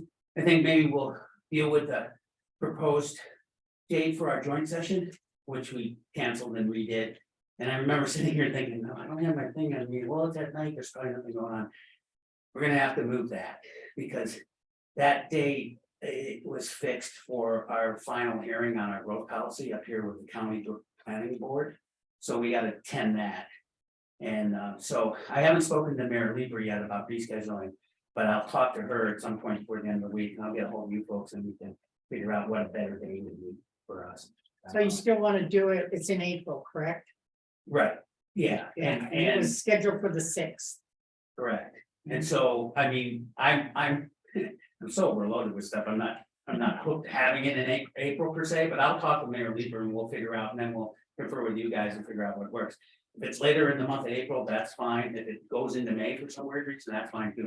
And I'm talking for me here, so, okay, if you guys are good with that. And the other thing is, we've been having obviously a lot of impacts with traffic in town, right? And so particularly downtown. And, you know, we have posted speed limits. Obviously, it's the state highway from one Yeah. around and that way you folks know that. So, when our representative Patrick came early on, he said, where are you guys' interests right now? And how can I help you with stuff? And we were reflecting on the fact that the state highway runs through part of town and how often the state the town had a lot of liabilities and none of the assets to that relationship. So I said, well, can you put any pressure on the DOT so we can have some kind of conversation about giving us a little more leeway or jurisdiction over setting speed limits. And he indicated to me, legislatively, that's probably not gonna happen, but I can have a conversation with those folks, which he did. And then the head of the DOT in turn called me and said, well, where are you at on this? What do you need? And I said, well, we'd like to have a conversation with you guys about adjusting some speed limits. Downward a little bit, and which we recently did in town, in our jurisdiction. And he said, well, that's we could have that conversation, but you need a traffic study done. And you guys are aware how that works. I think you did one recently. Mark saw you did it. Yeah, okay, and so, It's a lot of work. yeah, and I said, well, okay, well, we'll see what that means admin wise and how that all works out. But he did indicate to me that, that the county would need to request it for the town. That's what he indicated. So I thought, well, as long as I made it clear to you guys, if we want to proceed on it, I mean, I'd like a two paragraph request. And if you guys wouldn't mind putting it on your letterhead and saying, yeah, the town is doing all the admin on this, you gotta deal with the town. But it has to come from you guys technically, I guess, That's what we did for Black Pine too on that intersection coming out. They brought it to us and it's been, so, yeah. What are you trying to get it to? What is? Well, there's a lot of variables, right? Like, we especially, okay, so you're down by the Sunset Station, you turn, it would start there basically, and there's places where it's 35 and it should probably be 25. And even at 35, they're going 40 or whatever. And then in town itself, when you get to the basically where downtown starts. They're rolling in there. Is it 25 all the way down there? Yeah. I thought it was. Oh, thought it was okay, too. okay, so then it is 25. I mean, I just, Yeah, I don't know, my council president's working on this, he's got a list of. In the real world, this would be great to have these numbers, but then the state man told me, like, I'm not even sure if we can go to 20.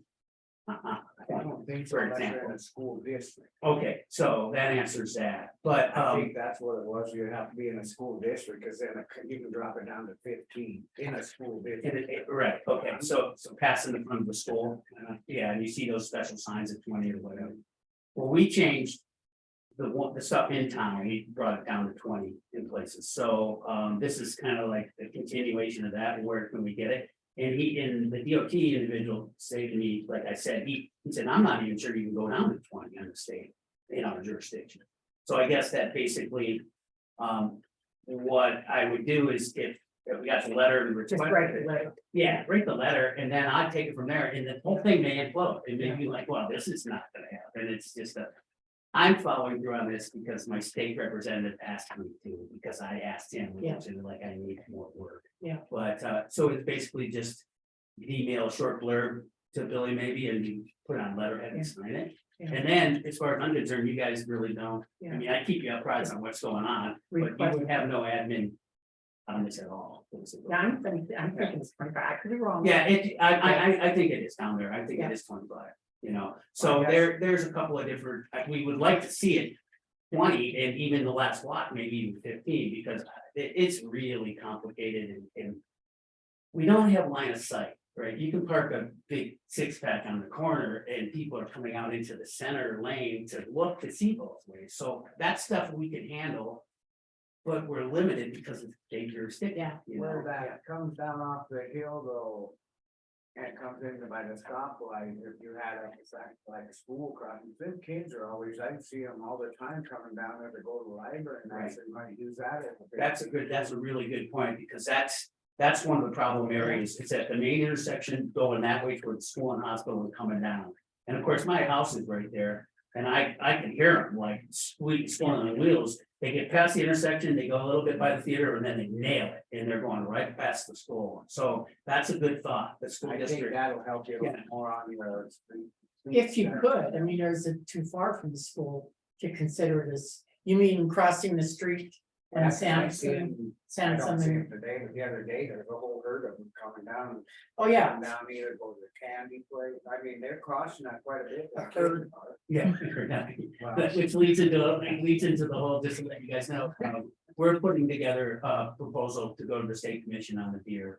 We've got a pretty good rough draft, and I'll keep you guys up to speed on that, because we need to do it, you know, and I've been talking so with is our there attorney where you about. can donate the meat? Yeah, that'll be part of the proposal. Yeah, You know, I got 3 or 4 or 5, I think, successful proposals that went to the state commission and kind of highlighted what I thought was applicable to us. And I have some council members working on that. So we're gonna we'll have a draft finished and sent to FWP by April 8th. you've got babies having babies. I know, but in order for and us to, Twins and. in order for us to get on their August meeting, we have to provide it to them by April. So there's a time lag in there. So that's another thing that's going on. And one of the reasons I bring it up is this bird. And the other thing is, that is a problem. That also is a problem with the traffic, Yeah. right? So anyway. If you guys are all right, I'll just email you. It's like 2 paragraphs, you know, requesting this. If you get it up today, I don't know how soon you have to have it, or. Well, it's not, yeah, I got a lot of stuff going on, but I definitely get it ASAP.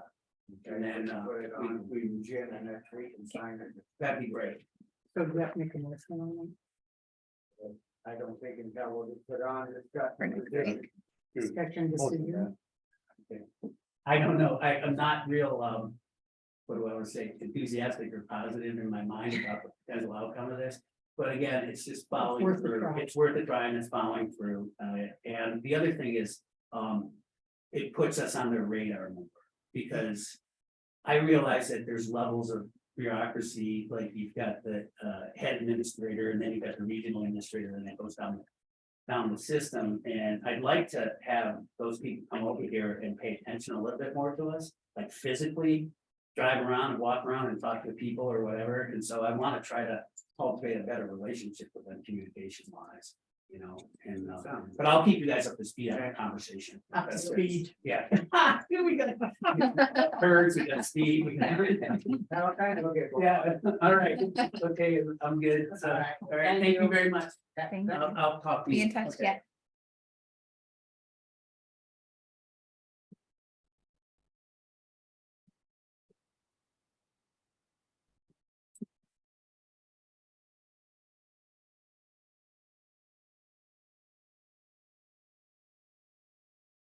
$15 minutes. So We might be able to start. if there would be a way where they could take that herd and cultivate it, and there's places that sell venison for probably like $10 a pound, right? And then they could have, That's mule deer. but they're eat good grass and flowers and stuff, so they're tender. It tastes good.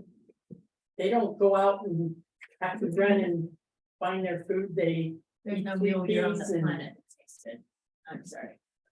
what's that? There is no mule deer on the planet that tastes good. Thanks. I'm sorry. What happened in Helena with all the deer this year? Didn't they have to round them all up They trapped and? a bunch, yeah, they're here a couple weeks ago, it took like another 100 and some afterwards, but I think they beat them back. It's kind of like the fishing game. you have bears, Okay. I guess even for dog food, huh? They beat them back, the Dog bears food. are quicker than the fishing game guys. Oh, Blaine has a comment here. I gotta make him a co-host so he can unmute himself. There you go. Oh, missed you, Blaine, sorry. Oh, that's okay. I think I got bumped out, but that's okay. Might have been my internet. But I was gonna say, if you wanted to sign that letter this week, you could do the motion now, subject to approving the letter, but you could also wait till next week. Doesn't sound like there's a rush on that. But it sounded like he wanted to wait till next week, because he had a whole bunch on his table, so we're gonna put it. on. Okay. Okay, sounds good. All right, thanks.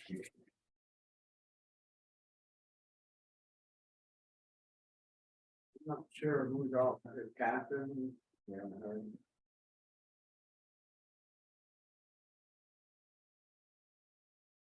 I did hear back from the sheriff, though. He is gonna come over at 11:30.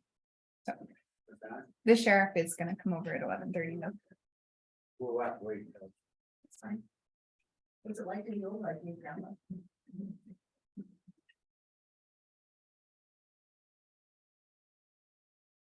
Okay, so we can use the meal dirt for dog food. There you go. Yes. Let's get rid of them. Take those babies away. They're cute. They got little twins walking across the road. All fuzzy. Is that not a city ordinance thing? Does this, do you have to do something? Then you look out in the field, they're just packed with deer. Are those real deer too?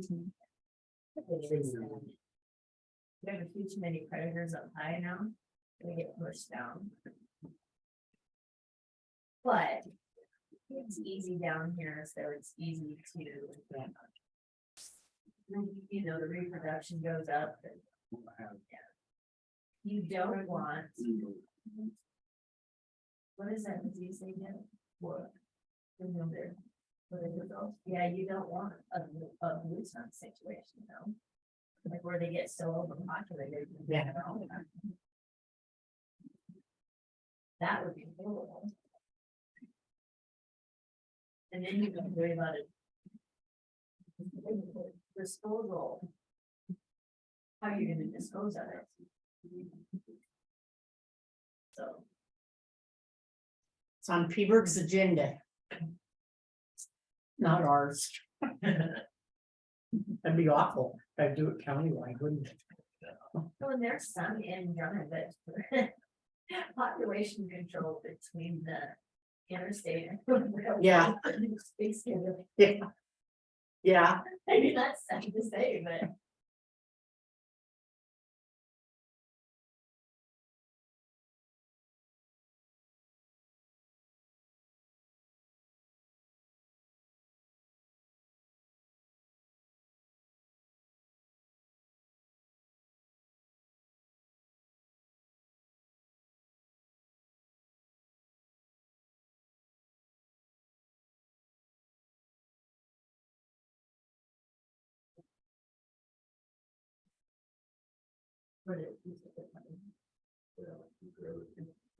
Yeah.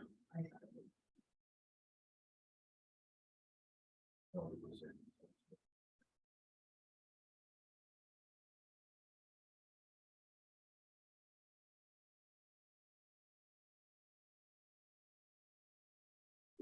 Did you not hear me?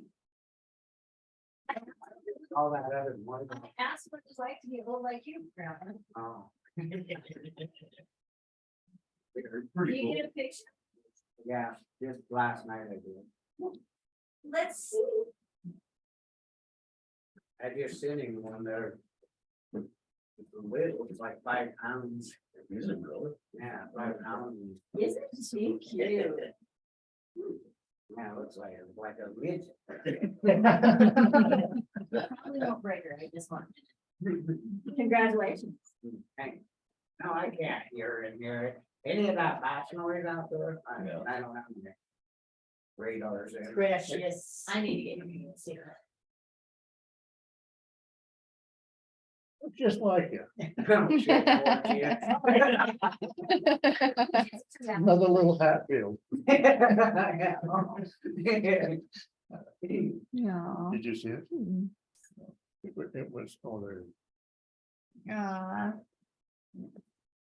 I found that's tiny.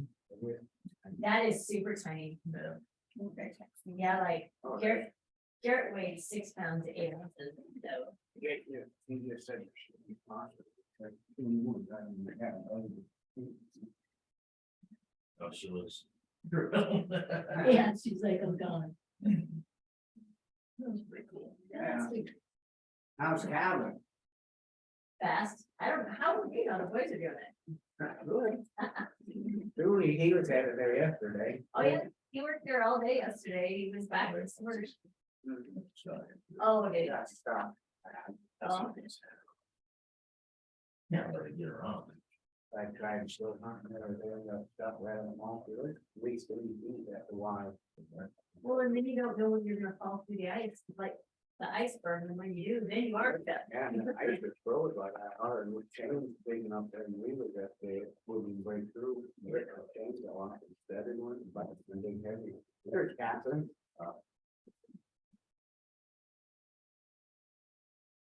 Just waiting on the sheriff. Yeah, It's like waiting on the woman. checked like 10 or 9 days in a row, and nothing's gone. Not really snow every morning I go up, and Jamie is going up on the sled, he went up to the right.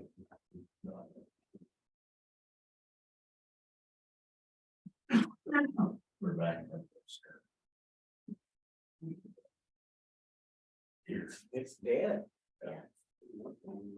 I drove up, Bender's, kept on Bob and Steve's not in there.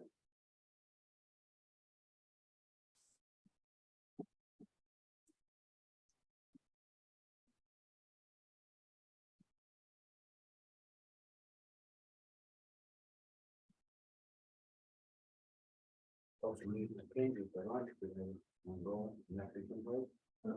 Right, yeah. I gotta get him. Well, I guess you, what difference does it make? You're waiting on, they don't know, how long you can see though.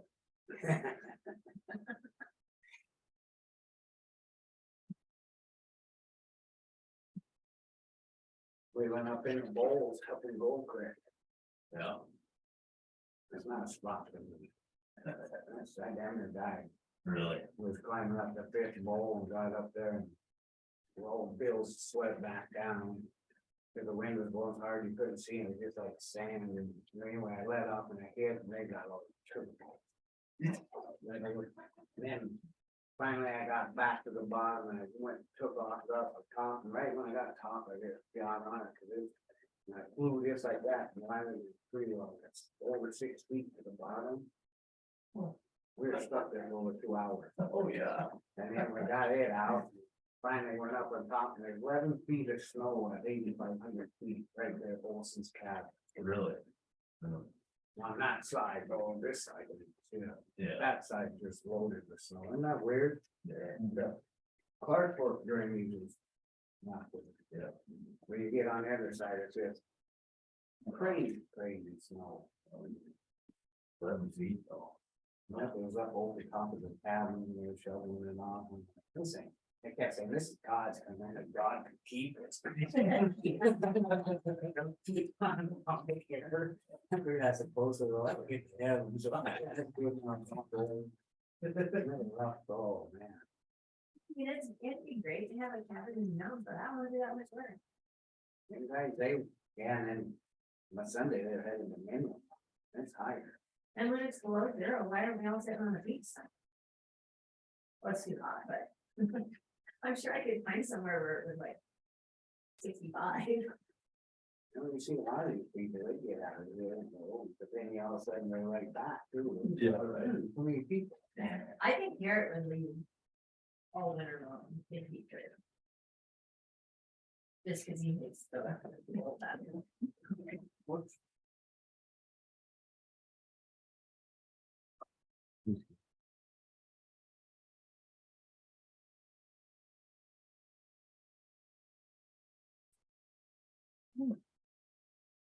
Make it come back. There you go.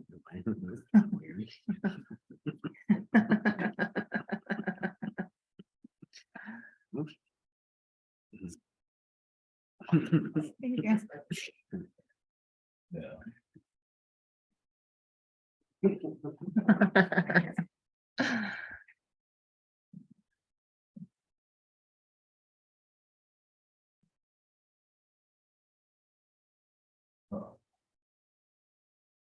Okay, Lamon too?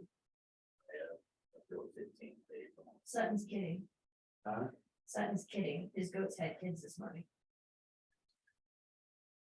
Vicky had, I talked to her yesterday, when I was down there, and they had studies, but they usually had 3 for the ladies in the house. It's not bad when they're little, it's fun.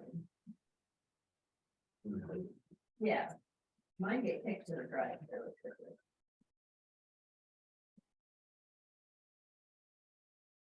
You see mine.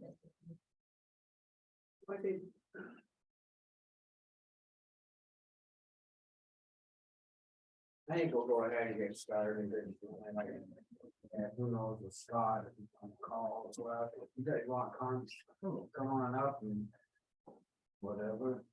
We can go on and let Chuck will lead us off and once you've got plan or your plan, just trying to figure out something. Hey, come on up, Catherine. That way we hear, that way they can't hear you. So go ahead, Chuck, you can lead us off. Okay, a couple of weeks ago, I had a little episode out of my place and it was like 4 o'clock in the morning and I didn't want to, or we didn't want to call 911, but I had to. And so my wife called and you guys were on a transfer and at that time, there was about a half hour there that I could not make it out to the car. And for my wife to do something, I thought I was having a stroke. And so we talked to the dispatch and said, well, is there anybody that can help? And so then she ended up calling a couple or 3 people. One of the Forest Service guy, I can't remember his name, and 2 other people. And young guys, and they came out. Well, in the meantime, I started to recover and I could crawl first and then walk a little bit. I had slurred speech and the whole thing. And then it got me thinking, there's a whole lot of cases here that you could be busy and or we could have somebody, they're living way up in the woods now and, up in the sticks and maybe an ambulance can get there or something. If we could get a list of volunteers and they wouldn't need to be, in my opinion, EMTs. I didn't care who got me in the rig. I mean, I just wanted to get in the rig and get out of there. So if we had that list and it wouldn't happen that often, but it might happen and I think it will happen sometime. And, so the dispatch can have this list and go down the list and get somebody and they wouldn't have a regular ambulance. And we were discussing a little earlier that I was thinking maybe we could combine it with search and rescue somehow. And we've got some money, I think, Blanche, you talked to this better. Title III, I don't know if we'd have to do the research on it, whether or not we could get an updated vehicle through Title III, because it has to, you can get something if it pertains to the forest, like with search and rescue. If you have to rescue somebody in the forest and you need a vehicle, then it has to be advertised and you could possibly purchase a better vehicle that would be a search and rescue. But then we don't know if you can use the rescue part of it for, like, in your situation, when you couldn't be an ambulance, where somebody could just load you up and move you. Yeah, we could work that out, I think. But this is it just came to me, I mean, we got a lot of people out here and a lot of people are getting older. And it doesn't make a difference, you have an accident or whatever, Then we have the Anaconda Deer Lodge will not come over and help. come over, which amazes me, but they won't. I mean, they won't even go out to, They're saying that the taxpayers are fighting. So this is just an idea. Ski hill, will they? No, they won't, because we've gotten 2 calls now where we were headed to the ski hill, and then there's a call in Drummond. And they've had to send Deer Lodge and Missoula to Drummond to respond because Anaconda won't go to the ski hill. So I got a couple questions. I thought when you first started, that you said you were gonna have 2 crews. That was the intention, but It's not like you can just hire somebody off the street. That's what I thought. That's what we thought too. So you're not, I mean, that's just what it is. There are some days we have dues, too. Monday and Tuesday, usually we only have one crew. But Wednesday through the rest of the week. Myself and my daughter that work Monday and Tuesday, we have call for us for 7 days a week. I think the bigger thing is we're trying to figure out if we can get somebody, like I said, I don't know if we can have a, like a search and rescue rig that they can grab and go. I thought, been on my mind for about a year, is if we could, if Drummond would do some kind of, if we could make that like a QRU, quick response unit. And not do any transporting. So that we'd have to. All of you were, Is that something Yes. that would better fucking live in Georgetown? you know, With Yeah. Brad and them, and then Hillville. Pembroke does too? Hondo has a big QRU. I got all, everything on the defense, yeah. They call the Lincoln ambulance, but the QRU, the deal with having a QRU is you have to have qualified staff. You have to have EMTs if you're gonna. Oh, a so you're- QRU. There's a guy. Or a first responder. I don't know whether you have to have I don't know whether you have to have. Yeah, an let's EMT do it or at that least, way. a first responder. Licensed people. There's a guy in Phillipsburg Fire that's doing that now. That's responding to all the calls as first responder. He's been a blessing on some of the calls. But he's, I don't know if he's officially in capacity with Phillipsburg Fire, he's just kind of freelancing it right now, but he does show up on the calls. So does he take his personal vehicle? Or- Yeah. That's what we just trying, we thought maybe what, like we talked, if the guy had a rig that they could use, you know, just make it a little better. You know, just try to make everything work, so. Well, I thought in one of mine was like. One of those little sheriff cars he gave the fire department or whatever. If we had one of them. That's what we Because but I don't know what your rotation's like as far as vehicle over there either, but I mean. The last 2013, we got left, we decided we were gonna put it out and use it for the coroner work and stuff, but. Yeah. That would be the next thing to go out. If we But we have this thing sitting out here, it don't even run, does it? The white rig? Yeah, No, it does not. now, so see, there, we was talking about maybe well, we were gonna get rid of it, then they wanted it, but it's something like that, you know, upgrade or something, that they have something more better. If we can, I don't even know. And that's what you park it down the ambulance garage. Where it would start. Down the Peter one, there's a room in there. I don't know, it's something we're trying to Cause figure I mean, out. we could trade off on our end. I mean, I know if there, if. the first responders that we currently have is gonna be less than the original. You know, what it is time to get the chopper there, or Eagle, or whoever's coming. It's been a real benefit. It just has. What would it, seeing as how our crew is kind of skeleton, would it? You know, how many people would be opposed if it was parked in our place? Yeah, needed, It'd be a better use of your place in my opinion. wasn't, It'd be better use if you had right immediate access. well, that's right, You know, but I mean, it would be, I don't know why You you could feel don't that. have a problem, it's about taking care of people. I don't know, that's just a thought. Yeah. I can make you a list. I know one of them, they don't get into it. so would it be illegal to have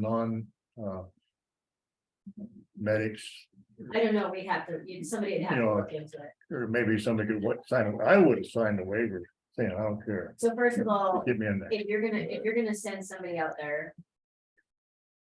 That is not an EMT. Which I'm fine with that. But a minimum requirement would be CPR, because in their defense. If they show up in your situation. And everything goes bad,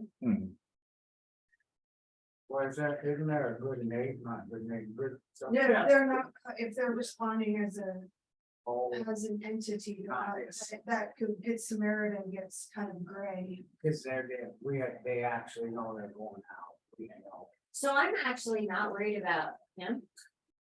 I'm worried about your volunteers. That's what I was. Like, what happens when your volunteer shows up and they get in this? Oh, shit. Like, I have no skills and now I don't know what to do. Like, you don't wanna send somebody out there like that. You just don't, because. That's Well, I what- think, They'll have to live with that the rest of their life. You guys don't wanna send your volunteers out there with But that it, many skills. and it might be as simple as a lift assist. But you know what, as a lift assist. Mhm. And you send somebody and it might be as simple as that, but. Number one question, why did they fall down? Mhm. You don't know the answer if they live by themselves, per se, they might not be able to tell you. And then all of a sudden now it's turned into a medical emergency, just like that. well, right, but in the case I'm talking about, No, yeah, it but is, I mean, 9 times out of 10, it's just gonna. I'd be in worse shape laying there Right, than getting in a rig by anybody and going down the road and getting to a medical. Okay, but here, let me give you a scenario. Let me just give you just this random scenario. Frank gets knocked off his horse and he breaks his femur, What's that? and he breaks his femur, the main bone running down your leg, right? Yeah. Currently he's okay because he's talking to me, right? I'm gonna take him to the hospital, so I call and I'm like, I need a lift assist. You send somebody out there that's not skilled and they don't realize that that's broken and they pick him up and break his femoral artery, you just killed him. Right. So he went from talking to me and being fine to being dead in 10 minutes, less than 10 minutes, like literally less than 10 minutes.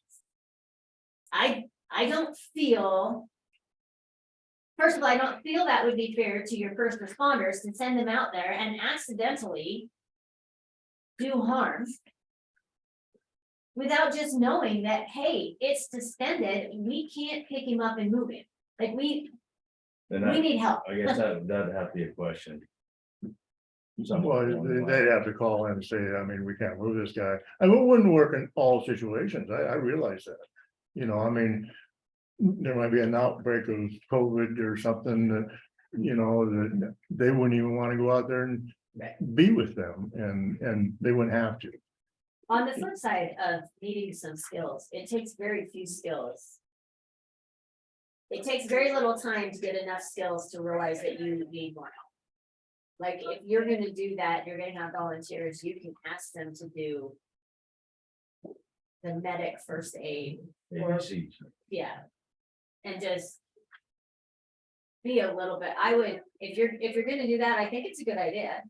But if you're gonna do that, I would err on the side of caution for sending somebody with zero skills, like. I agree. I agree with that. I agree. I think with these trucks that go out in the big cities, they're that are just trucks and not ambulances. Is that what are they? Are they EMTs too, or? What do you mean, the fire trucks? Firefighters are required to be at least in. So how about with you sending one of the fire guys, the fire service guy to go, do they have training? He's an EMT, but Okay.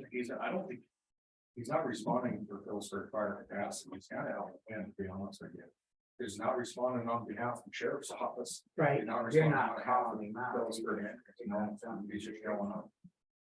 On the other hand, all of your firemen have CPR first aid, do they not? Yep. All firemen. Yeah. Yeah, we've done classes for him and all that. Yeah, so they all have some skills, basics.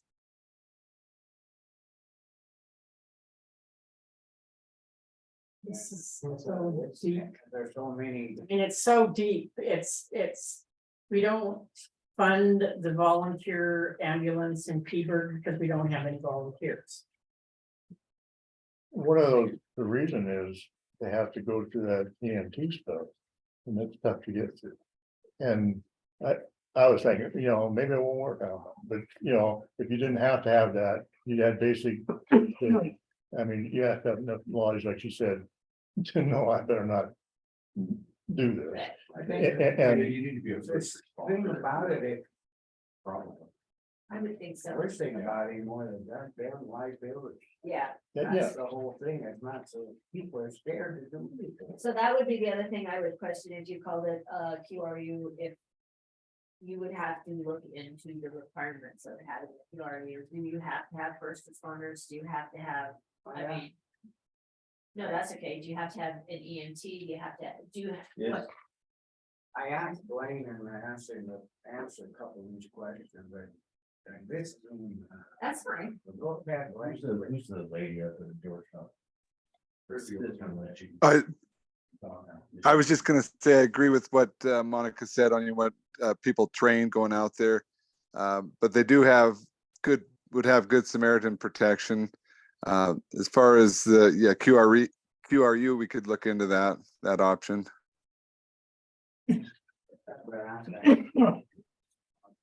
So they did have a QRU in Clinton at one time. Yeah, they still do. They still do. And They cover Rock Creek. they're not funded by any tax dollar. It's volunteer money, isn't it? No, Granite Oh. County. They're not levied for any money. QRU isn't. Well, it's the fire department, don't want it. So come out from underneath the fire. Some of the money for the tax collection on a rock. I goes see. on the fire. Yeah. Yes, there's just so many questions and. There's just something looking into, right, Chuck? Go ahead, Blaine. Look, I lost you. Oh, Sorry. I don't have anything more unless you have a question. I think we. Drum ambulance would be more efficient for QRU at this point. I guess. I agree. Yeah. Have him look in and see what we need to do and what to have. What's a QRU? Quick response unit. Non-transporting, Non-transferring. like a suburban. Well, that's basically what I'm talking about, isn't it? Mhm. It just was a different rig.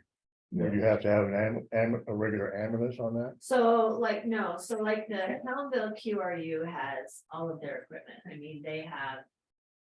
They have a life pack, they have all of the, Just in like a little fire truck thing? it's like in a great big tool truck. That's what it is. It's like a great big tool truck. You know, with all the outside doors that open up and. Georgetown has Phillipsburg ambulances, old. Ambulance, they have an ambulance set up, but they don't transport, but there is something in the law that requires QRUs to transport a mass casualty or something to that effect. But it's gotta be. Well, it's like these ambulances down here, they trade one of them in or something, I mean, they're not, they're just sitting there, and then we put out, see if anybody wanna lease any of them, never heard back. Anybody, are you interested in any of them? I thought I had emailed Blaine about, that. To see if anybody had, just depending on the price. Yeah, I don't know. Maybe, did you say anything about that, Blaine? Did I miss that? Yeah, I'd brought that up, that she wanted to get on the agenda, and I thought she was gonna talk to Billy, but yeah, I think that's a good idea to look at leasing it to Eagle. They should be used, they're just sitting there. and Look at what? They should be used. The ambulances down here, they should lease it to them or whatever. What, Peter?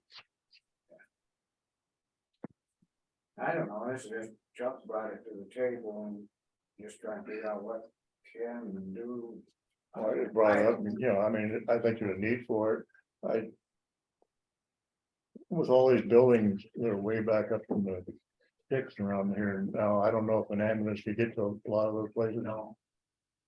And so I was thinking downgrade a little bit and, four-wheel drive and whatever, that's what I was thinking. To be honest, it might be an upgrade. I mean, if you don't have anybody, like, I wouldn't be looking at that as a downgrade, because if you don't have Well, yeah, anybody that's running on the ambulance anyway, that might be an upgrade for your whole community. Right. I mean, downgrade the ambulance Yeah. down to a smaller vehicle, and that can help Eagle, I mean, if they couldn't get there. Well, if these guys can't transport, then. Cause you're sometimes in some of these shitty roads, you can't get up in them, can you? Well, that's- It depends, I mean, we do have a four-wheel drive ambulance. well, that's why we did it. We got a 4-wheel drive.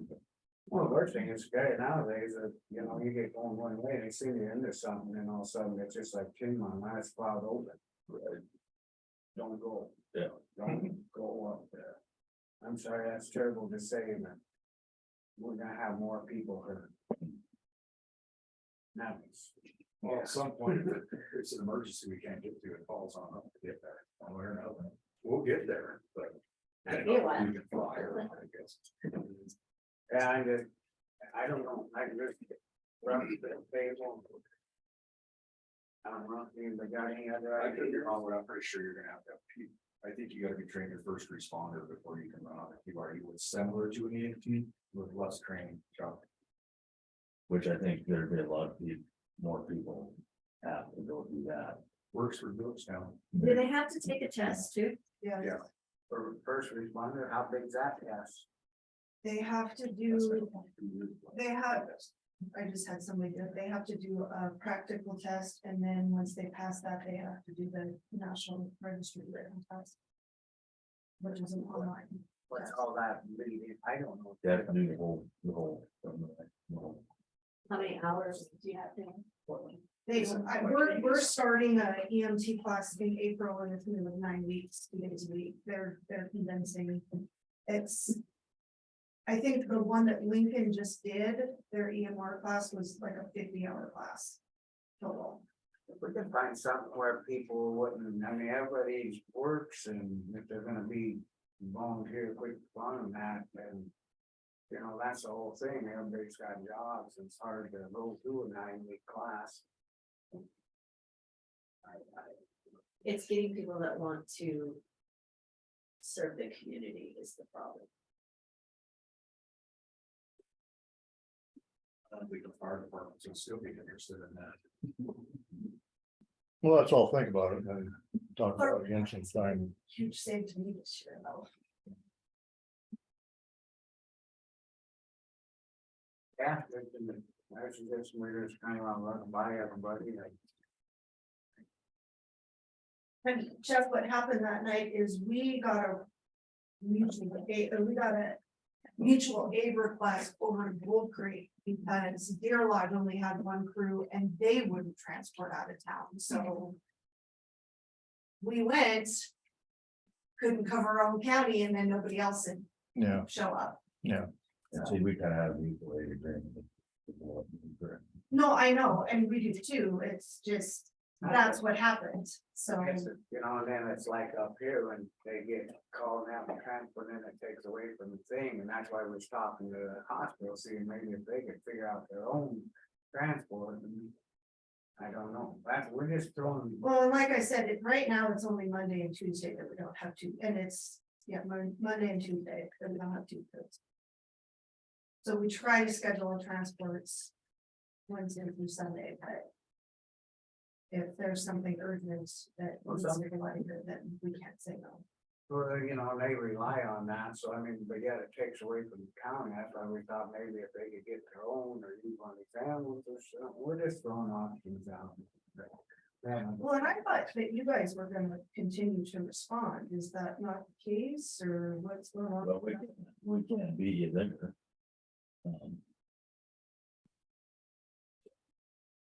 And we never get to. We have the one like the man of steel out here, we never even got a dispatch call. I called, I took care of that. But I mean, it made us look like shit all over the whole county and in the paper and everything else.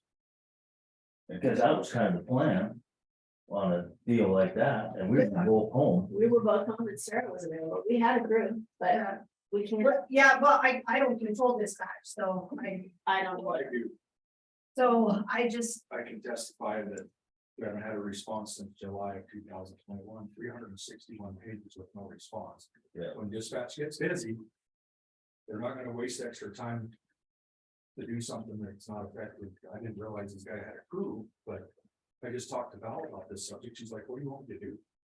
We don't even get a second call though. You know we can't beat them. So even if we're home, we can't beat them there. So then we don't get a second call, so there's no point in us even trying, or even thinking to go, because we don't know that Eagle's not available. Setting dispatch and something like that's going on. No. So the pages. Yeah, that's fine. Have time to send We don't wanna get in big fight here over this, it's just we gotta figure it out, and make it better. Well, I don't know, even so, Just stating a fact. your statement saying that, Talked about it. we don't bother because we're busy. Would it help if I texted one of you too? No, dispatch has been instructed for that deal. Page. Okay, I'm just trying to make it helpful for everybody. So I don't know, You're told that. so I'm just asking, but you guys have to call in, they have to call into dispatch and say you're going, We know we call them on the radio. yeah, Yeah. and then when you get there, you call them, obviously. So you, when you're called, you respond back and say you're on the.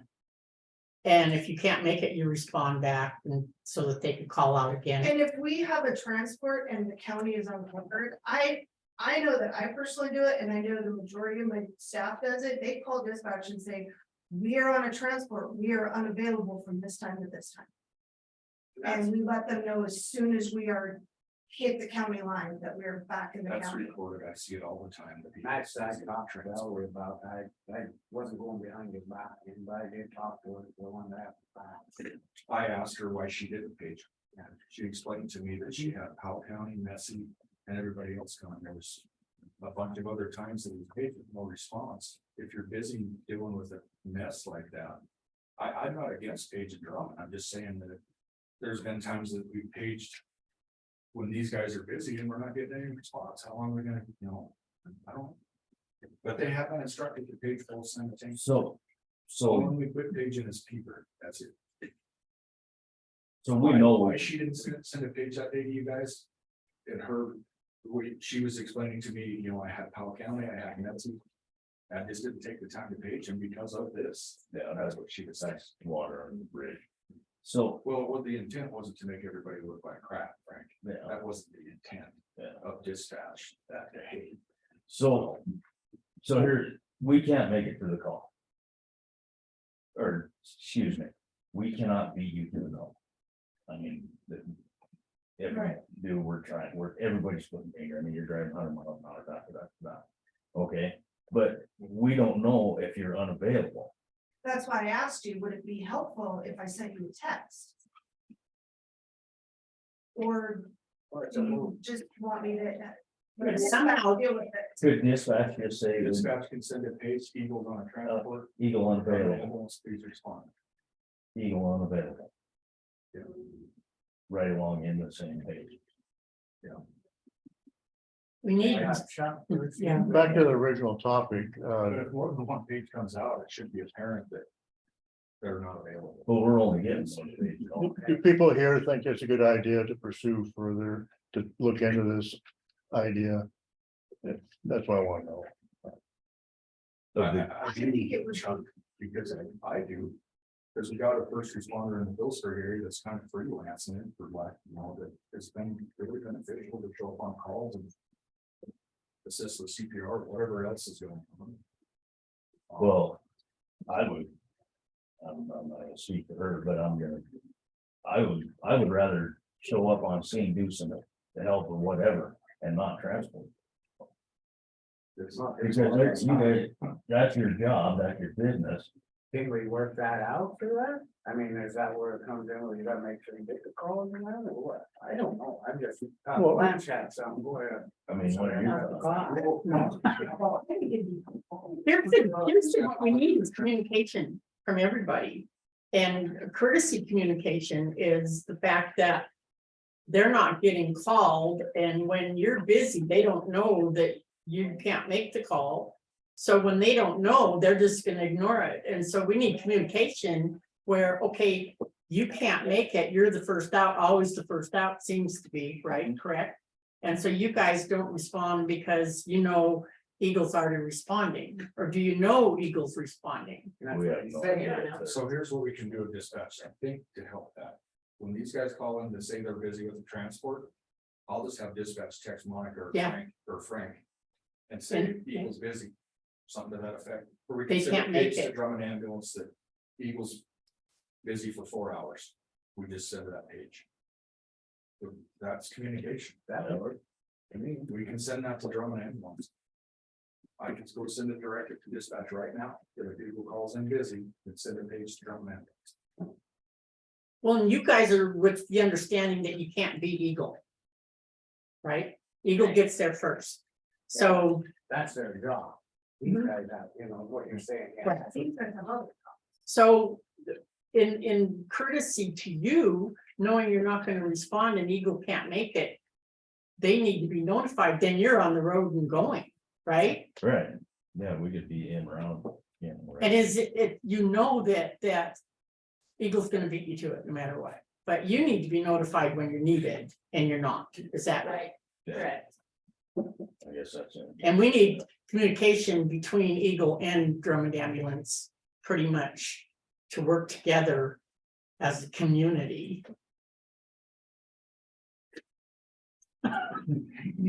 And the sheriff's office as dispatch, knowing, hey, I'm tired of doing this, but understanding you two where, hey, why bother? Because we're not even getting anything back saying that Eagle took it. We just know that Eagle beats us. Am I making sense? So I guess I don't know what you dispatch. And then- Could Eagle's crew send their own crew a text? I don't know. Yeah, I've offered that a couple times now that we can do that. I'd be more than happy to do that. Let's just go with that route. Okay, and then another thing what we want is the QRU vehicle. Pages out in the past, I know that. The Eagle wasn't available, we still didn't get a crew, that's been going on, so it's not like. I don't know about recently, but I do know times in the past. Where they put it right in the page that they're not available. And maybe Frank and Monica, you know, if they're captain, I understand totally. But. There's been times that I know they've been told that the volunteer crews and nobody still responds. I'm more than willing to tell dispatch, or maybe they can communicate amongst their own crews, hey, we're not available, we're available, whatever. Well, maybe they could communicate, maybe they have one person there, something that works together. I don't know if that's even, that's just throwing shit out, you know? It's not taking to send Drummond Ambulance a page. So is it just the two of you now? You don't have anybody else? Sarah. You've got more. Jeff And Caitlin. Caitlin. But you have people. Caitlin Donahue. Corey Donahue works for the Northwest. So his question and his thought process is. Could we fix up a QRU vehicle where you guys could park it? Where you wouldn't need the ambulance, you can just Can you park it? rescue them. Like some of these guys, you know, they take their fire trucks and put them in their barns back and That's what, if the guy had somewhere We like. put it in they our have garage. at their house, it saves that time. we just put in our garage is what I was thinking. And then what I was also thinking was, The doors on them. so. Oh, yeah. So what I was thinking on that. If it was. At our house, if we couldn't go, it'd be kind of a bugger, but if one of us could go, we can always meet the other 3 EMTs. At the airport road. Oh. Going north, but now going south, we could stop and pick them up on their main way. Something we can really look into. So if you're interested in looking into that, we need to look into. Trading off one of the ambulances, because our ambulances are probably good enough, we can more than pay for. Or I don't know, would you want to switch to an ambulance for the car to do your corner thing? I think you'd be better to look into If this. we had surplus, whatever. There's some sidebar going on. Like a home care. I think you'd be better off to look into getting a knock, you know, something. With that title, 2 or 1, I get them mixed up, there's a way to, and then trade one of these up here, one of them down there, and then get something. Well, you can use that ambulance right now for a QRV. Yeah, oh, yeah. I mean, if you got room in the garage, they won't fit in this. Yeah, fit in our. That won't fit in our garage, Are these here newer no. in here, or yours new? One is, One of ours is. But I mean, there's stuff here we can get rid of, or put it in on one. So both of our ambulances are newer than the ambulances here. Or newer than what they have.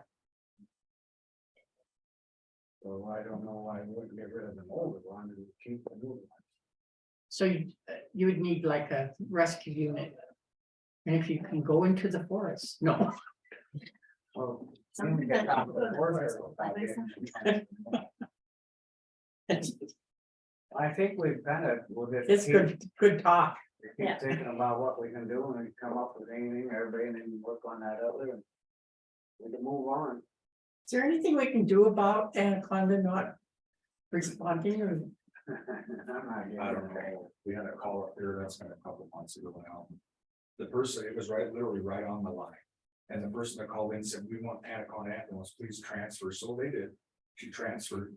Anaconda called us 5 minutes later, 10 minutes later, we will not take that call. It's an ambulance, and I'm like, jeez. I don't They're think getting there's- paid for it, right? The ambulance. Supposedly, the city managers told the manager of the ambulance that every time they drive that ambulance out, they're losing money. That's what they call that. Yeah, but they charge the people. Yeah. Are they charging mileage? How can they be losing money? Yeah. They need a money manager? Could have been here when they're. Yeah, he said here, he said that. It costs the taxpayer in Anaconda money every time it goes up. Yeah, but you still need to charge that person for transport. Last blew up in there. It's And the if you're people- really $9.50 a mile that you're getting paid by Medicare should help pay your fuel bill. And that's where you make your money is transport, Yeah, there's something wrong here, something wrong with this. picture. you can't stand the sight of blood. How's that gonna work out for you? It costs Granite County money. Sheriff's deputies are able to go up there and deal with calls on their side. I try to point that out to them. Or assist them with calls, whatever. It's no different to me. We had a person need an ambulance, and they screwed around with it. We finally had to say, we did send people. You know. But Well, I think we'll move on and then at least we got it out in the open and see what we can do and let's look at see what, maybe you've got a minute, look and see what that truck costs. I don't know, you look at it. Maybe there's one sitting around with it. A lot of times the state's getting rid of trucks, you know, they might have one with the, all the boxes and I don't know what's the first. Connor has every fire truck book on the planet. I would start there. Alrighty, well. Good. Thanks, everybody. Thanks for coming up. I appreciate it. You're getting old, Grandpa. I'm not dealt with this one. I suck at it. We got our sleds here. I'll give her a shot. Yeah, we're supposed to go Wednesday back up in the flat. Hopefully, we've got some communication resolved. Yeah, I understand what you're saying. Don't give me that look. Give me a positive smile on the face. I just find some answers that I get interested. Now, where's my. You guys gonna adjourn for lunch? Well, I'll see you at 1. Okay, driver. No, you're good to go. This is Jackie meeting. This is the quarterly meeting for the safety committee. Do you want to call the meeting to order? And any minutes from the December 13 meeting need an approval. I'll make a motion to approve the meeting. And A second. All in favor?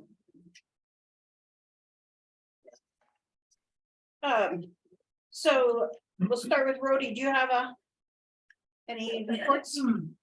Started, excuse me, I did print the loss runs from Montana State Fund policy, so did you want me to hand those out? Yes, please, or I can do that. You want me to do it? As long as the commissioners have one. Yeah, that's what go. I'll give one to you two for the file, and then Thank you. you can share it and me too. Real quick, I just had run these, just to kind of go over some things, all in all, not bad, we have, and this is dated as of today, I believe, probably yesterday. So. First page, we have on the policy period 7/1/2021 to 22. First page is the medical only claim. Second page is 3 medical only claims. Page 4. Again, medical only claims, 3 medical only claims. So all in all. Not bad. Again, with respect to the medical only, keep in mind, as I've mentioned to this group before. We talked about early return to work and any opportunity for modified duty. NCCI, which is a National Commission on Compensation Insurance, which is the organization that calculates your experience mod, will discount medical only claims by 70%. So if you had a $1,000 medical only claim, they're going to discount that down to $300 as an example in your calculation.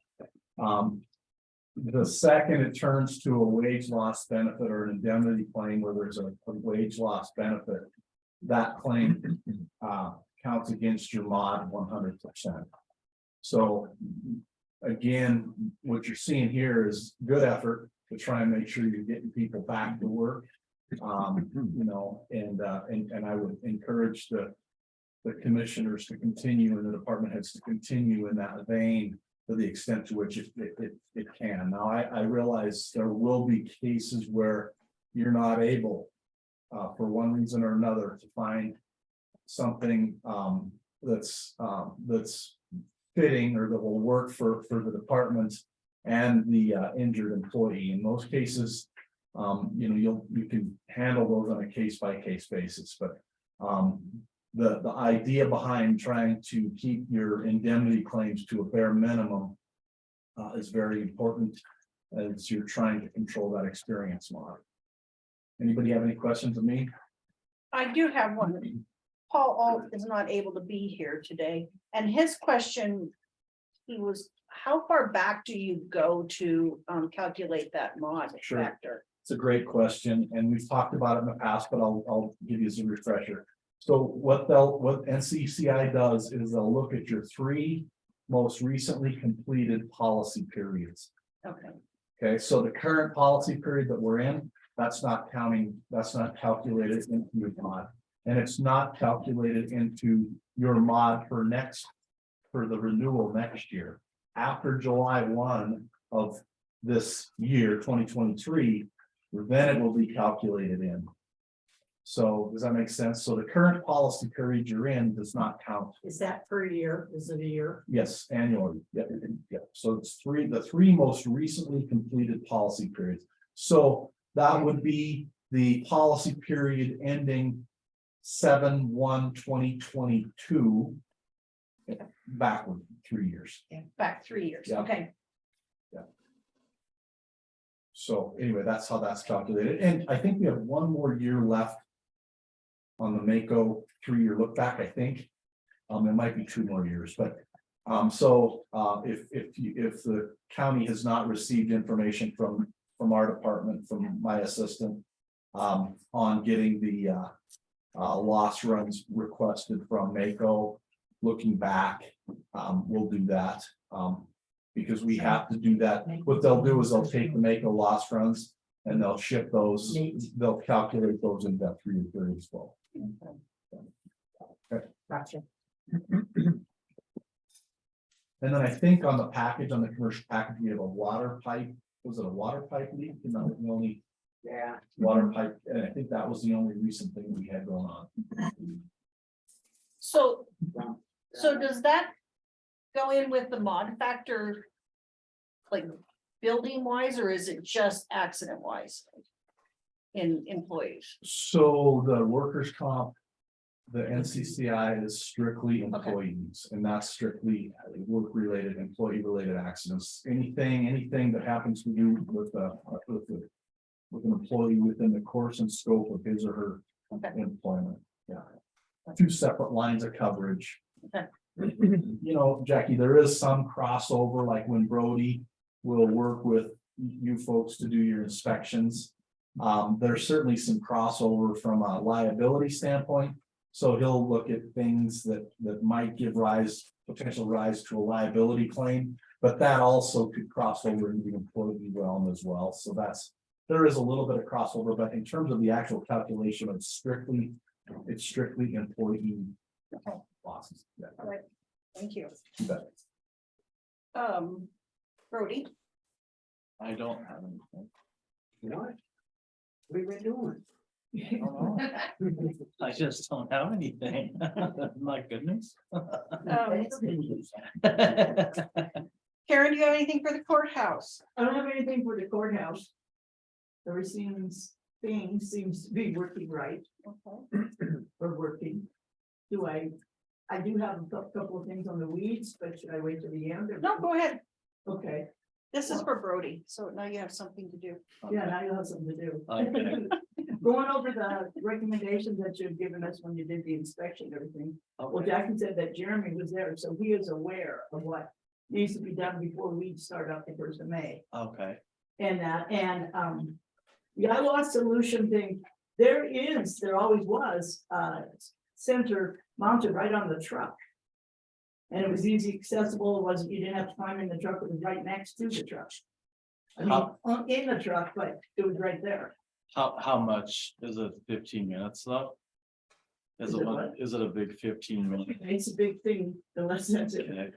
They should, but I know it's on the truck, but they still should have it in the shop too. In the shop too. Because those chemicals are still being stored in there and they could still mix them or whatever they have to do in there. Okay, and I purchased brand new Awesome. ice stuff every single year. Yeah, yeah. Even if they're full. Yeah, so just make sure, that unit is mounted on the wall. Okay. Okay, just because they deal with some pretty nasty Right. chemicals there, so Okay, I would still recommend that in that area. okay, tell them to put that one. And if this one is still good, they can just pull it out from underneath the counter and put it up there. It should be fine. Okay. The only thing you have to check on those is just the solution. That's Yeah, what you get and for I a do year. that every year, so. Yep.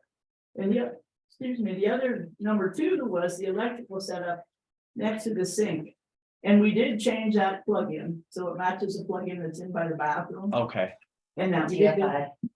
The GFI. GFI. yep, that's. okay. And, but anyway, I guess we can have them take the electrician's tape and the extension cord off of the water fountain.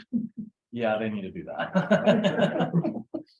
And we will have that repaired and take, I Great, think what they're gonna, because that goes to the pump that is up on top of that roof area. yep, And the cords is not long enough, yeah, so you're gonna have to put in another outlet or something like that. okay, cool. And then number 3 is a fire extinguisher, and Jackie and I talked about that. And I don't know, he's always serviced them before, but apparently he's not been doing up at the Reed. But Jackie has a good one down at the Drummond office. So next time she's up here, she's gonna bring it, we're gonna swap it Awesome, and put that one cool. up there, and she'll take the other one down there. When he comes in, he'll fill it, recharge it, and then he'll swap it back. Awesome. I don't go up there or not? I don't know, when I talked to him the last time, he said that he just is crazy busy and it's just him. Yeah, he just up there and did the job. And that's what he doesn't do what he did. But I And think he's always done it. it's easier for him to stop in Drummond and just do one when he goes on his way to Missoula, so I'll just have him do that, and then we can get it under control. And just to FYI, I probably should have said this, the Department of Labor's out and about doing their inspections again. And I don't know if I told you this, but they have a new director of the compliance division. I can't remember his name off the top of my head, but what was his name? The old guy left. I don't remember his name either, it's off the top of my head. Lafferty. Jerry Lafferty. Jerry Lafferty left, so there's a new guy taking over, so, and then the two inspectors, so just FYI for you on that. But they're gonna be looking for the same stuff. And the process hasn't changed.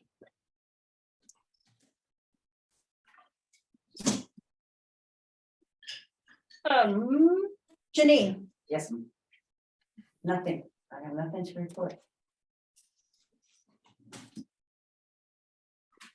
So Sheriff Dunkerson? I have stuff to report. Sheriff, are you here for Val? Yeah, I could dispatch and then I was gonna dispatch, so. So we did our fire inspection. All the, like the fire evacuation plan, the fire extinguishers, the simulated, you know, evacuation of the jail, we do that every time change. Actually, we just did that today, so, because we were talking about safety and stuff in this meeting, so. We did that, my staff, to my knowledge, has no concerns over some tripping over something, some safety issue. So that's all I got. Keep those deer from, I have a lot of concerns for my officers, but more. Keep those deer from jumping out from your car. Safety concerns for law enforcement in general, statewide. Is what it is, I guess. Oh, yeah. And then when I spoke with Paul this morning, he said he had nothing, you guys had visited about the vest, so that's all taken care of. And I think on that, Lance and I both are in favor of getting them shirts more. Yeah, get them shirts. Because otherwise they're gonna end up, yeah, it just needs to be. done. Yeah. Well, and I, Yeah. the road crew and the Weed crew. weed crew and The dump site. no, But don't they get an equipment allowance and that's what that's supposed to be intended for? No, not according to the collective bargaining agreement. We have to buy it, safety. So what was it was said is It's worth that, it. It's, you know, I think, Well, I just don't know why they can't wear those, $5 vests as opposed because to. we want them to wear shirts, so they wear them all the time, otherwise the vests are really.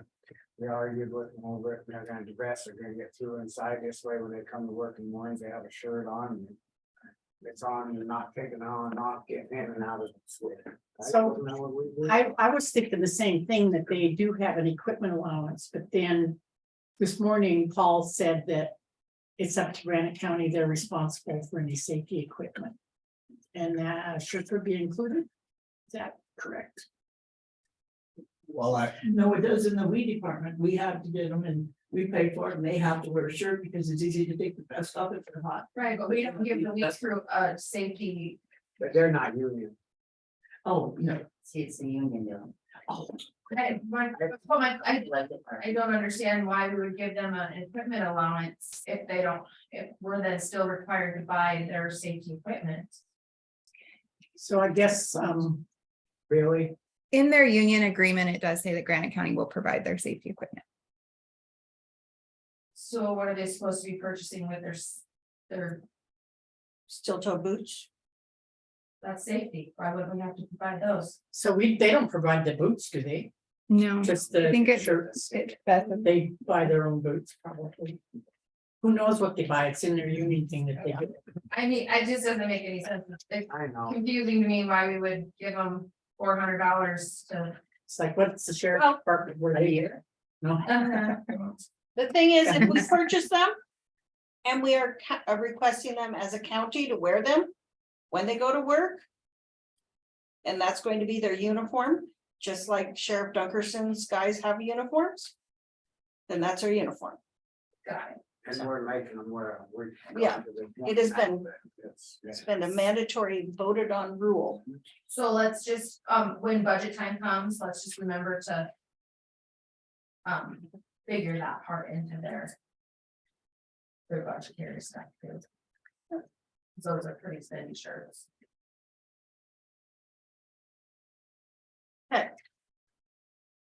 Is that all you had? No, Okay, yesterday I spent the afternoon out here clearing off ice and trying to get this cleared out so that, we didn't kill ourselves when we tried to come to work. the roof is leaking everywhere onto our sidewalk.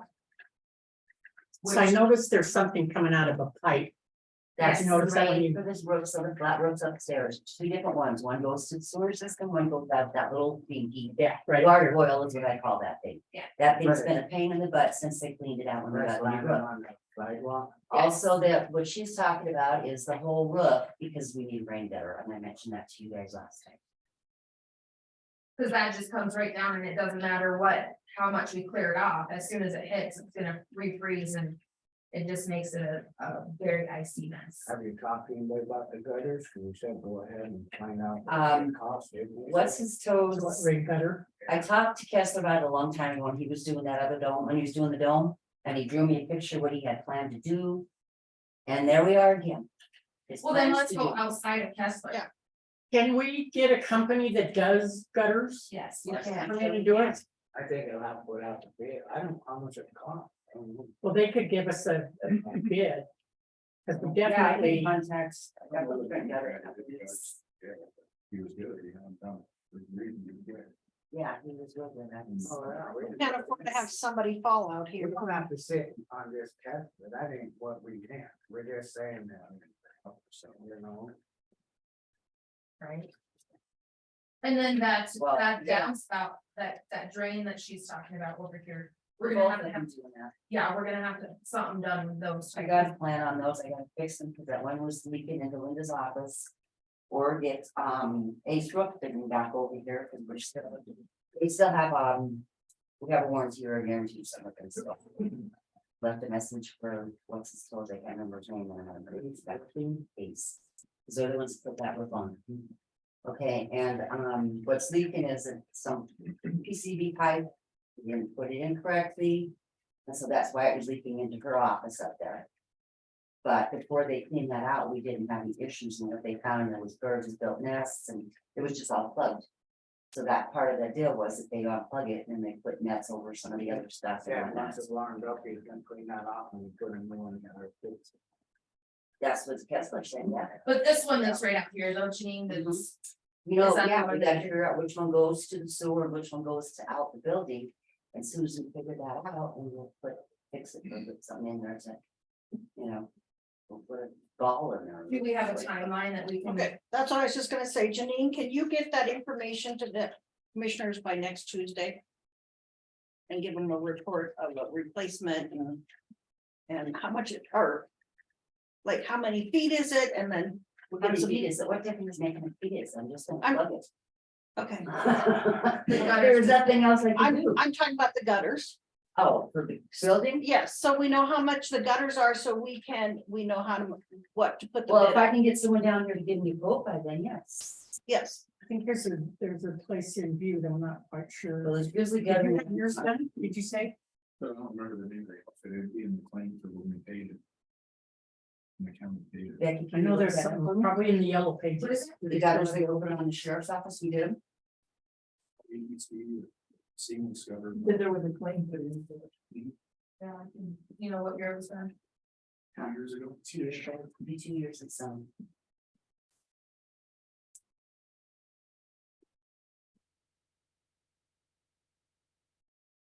But see, when they're, if they can get over here by then, we can do that.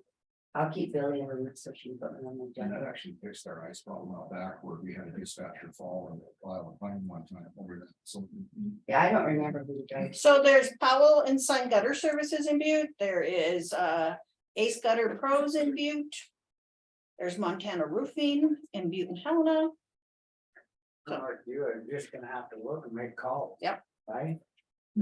There's Highland Mountain Seamless Rain Gutters, I'll figure it out.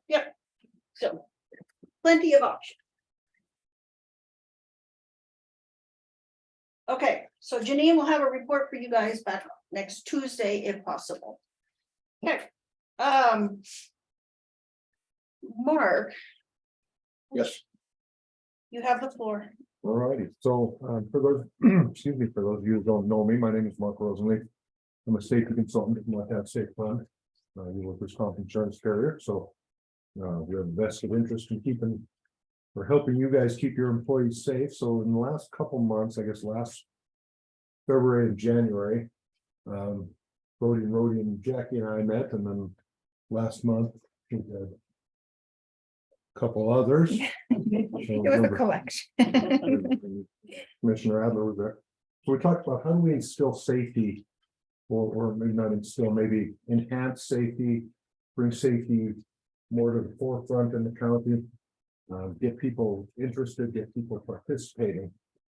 And so, as safety professionals, Brody and I came to last month's meeting with some ideas. Well, here's what I think, and Brody said, here's what I think, and there's some overlap there. And at the end of the meeting, we decided that safety should be an easy sell. Nobody wants to get hurt. Nobody wants to fill out reports on injuries, make claims. Nobody wants to do any of that. And the Montana Safety Culture Act, which you guys have here, gives us a good roadmap, very general roadmap of how to get there. So we've got the support of the commissioners, and so we'd like the employees up, because you can't do safety from the top down or only from the bottom up. It's got to be a partnership with management support and the employees participating and contributing and involved. So that brings us to the employee safety committee. So how do we get more line level people involved in safety? And maybe I'll just leave it at that for a discussion. I guess before I yield, I would throw out that we should look to what we call leading indicators. We want to measure the leading indicators, which are the positive things that the county is doing, or whatever organization is doing anyhow, that further safety down the road. So employee safety committee meetings, safety training, any incentive programs. You can look at EMOD as a goal, and your EMOD right now is 1.09. I'm not sure where it goes on your renewal. Pardon? I think it did take a blip up, but I think, knock on wood, I think we'll hopefully see it taper back down. I mean, if you look at the claims history that you looked at earlier, hopefully that'll. You remember? I don't What it's been, What the work comp mod factor? Has it been ranging from 1 point? It's north For a while. It's north of 1 now. So it's been over 100% for a while. It's been over 1.0. Yeah. So a good mod factor is what? So, if you look at it this way, a 1.09 per mod, you're paying 9% more. Right. In workers' compensation premium than another similarly situated county has a mod factor of 1. Right, so it's higher than average. If you consider 1 average, now I think that there's an opportunity to drive that under 1, and I've worked with a lot of insureds to do just that. So if you could drive it down to a 0.8, that would mean that all things being equal, you'd be paying 20% less than another similarly situated business or organization with a mod factor of 1. So if you had a 0.8, so I always tell people it's analogous to interest on your home mortgage. The higher it is, the more you're paying, the lower it is, the less you're paying. So. Is there classifications on that EMOD, like office workers versus? Well, no, the classification goes, there are classifications on employee groups. Okay.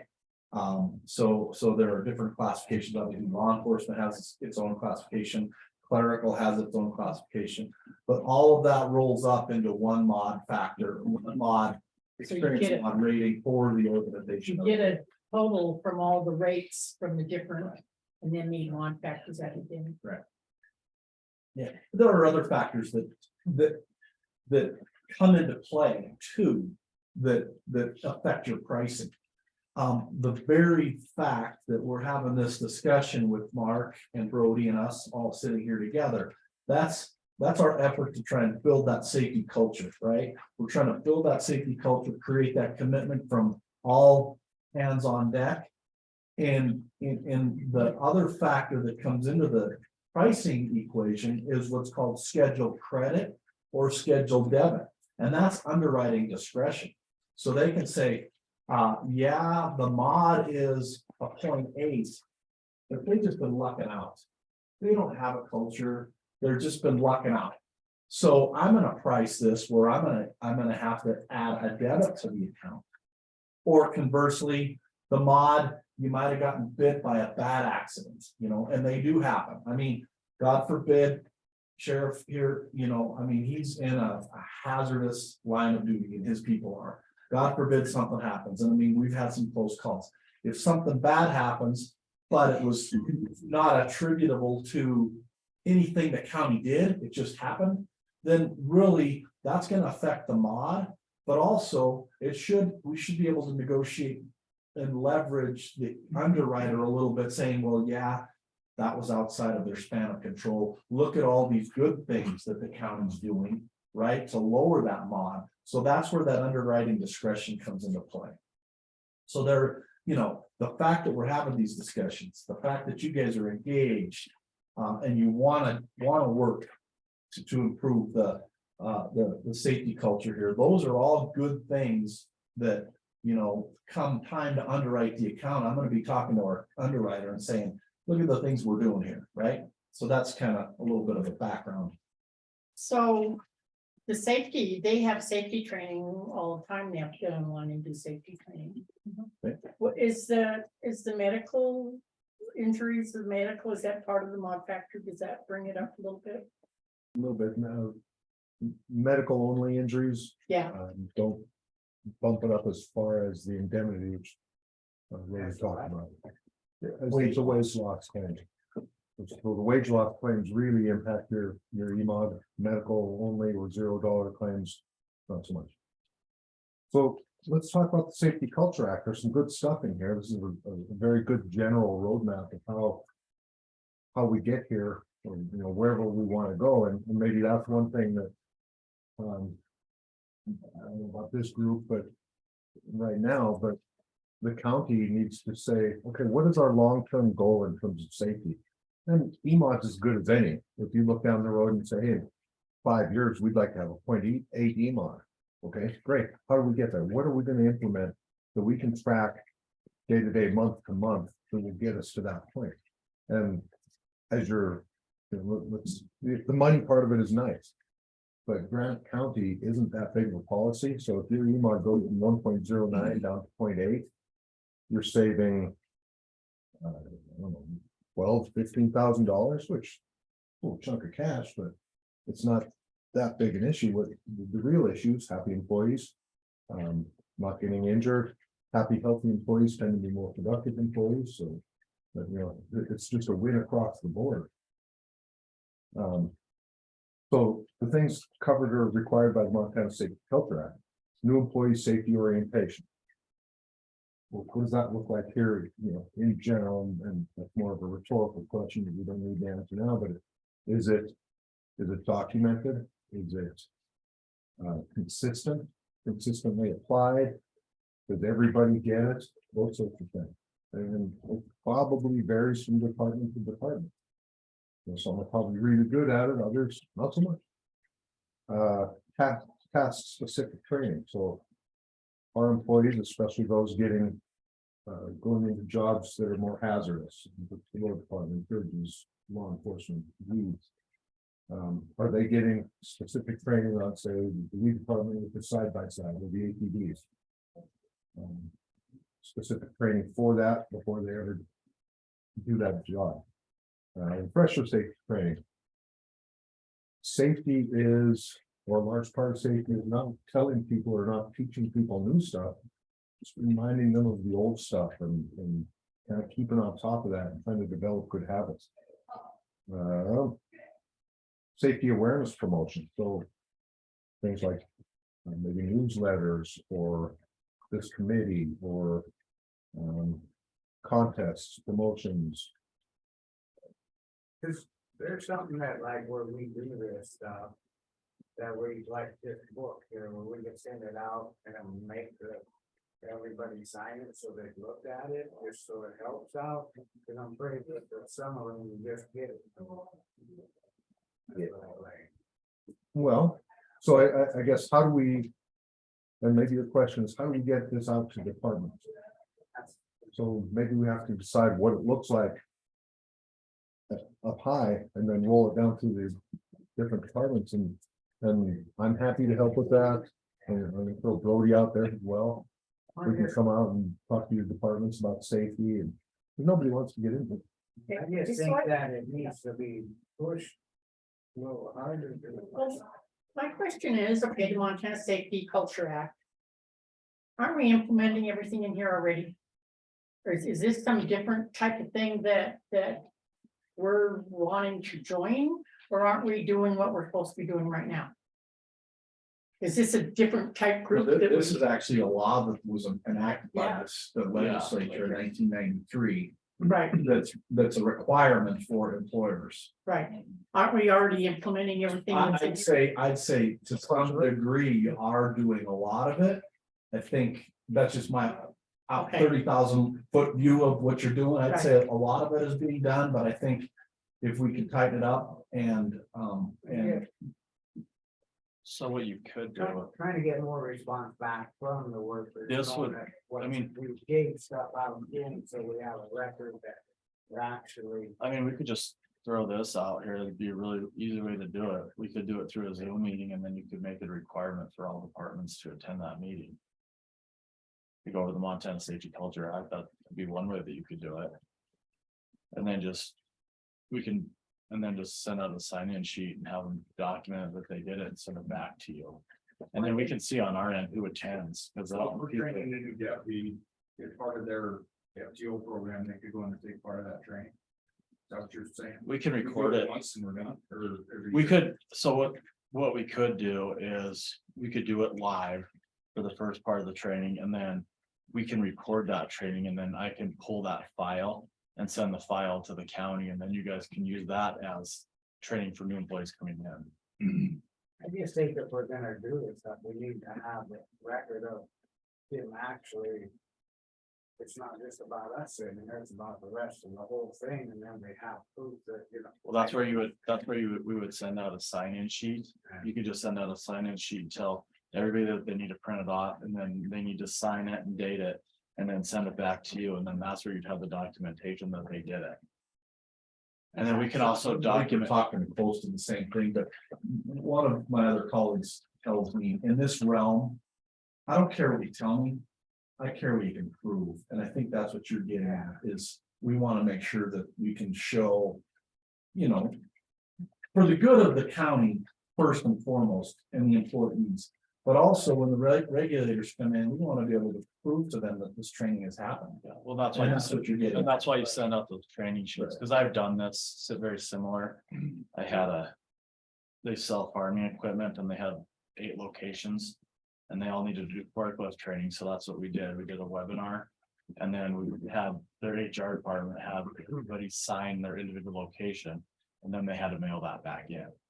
Well, I think it's, that's, we talked about before, it starts at the top. We're gonna do this, we have to have a record of doing it. And if we have to pursue it a little more, we're asking people, Jack, this is safety, to step up and do this stuff, well, she needs a backing from us there.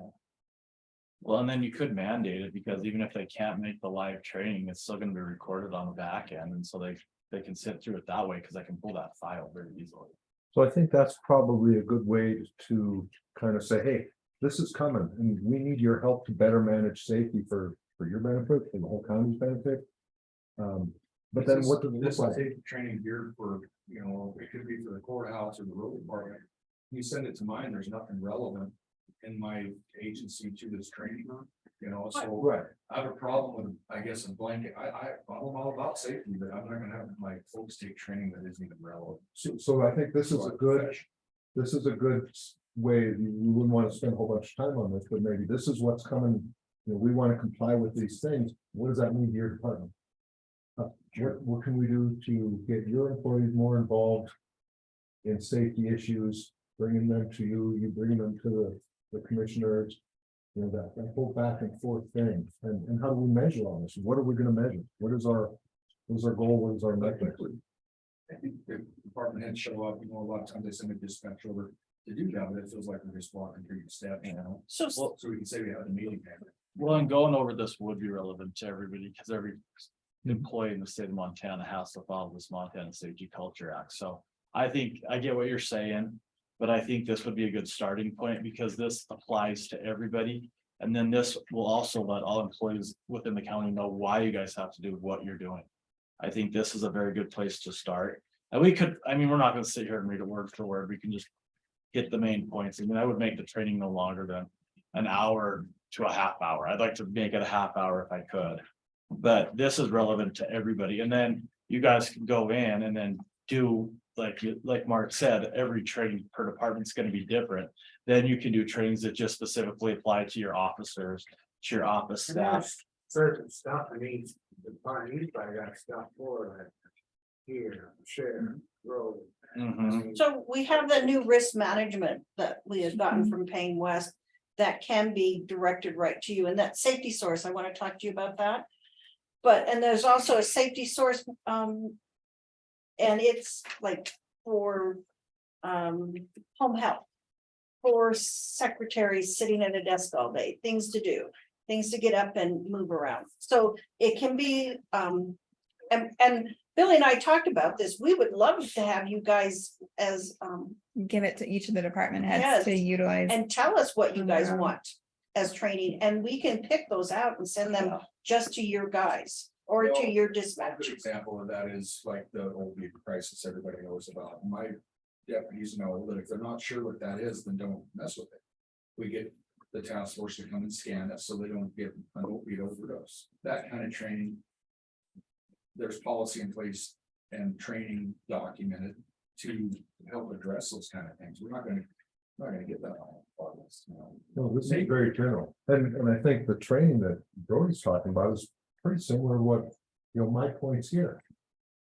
You know, how do we document this? What are we gonna do? What does it look like going forward? Where do we wanna be?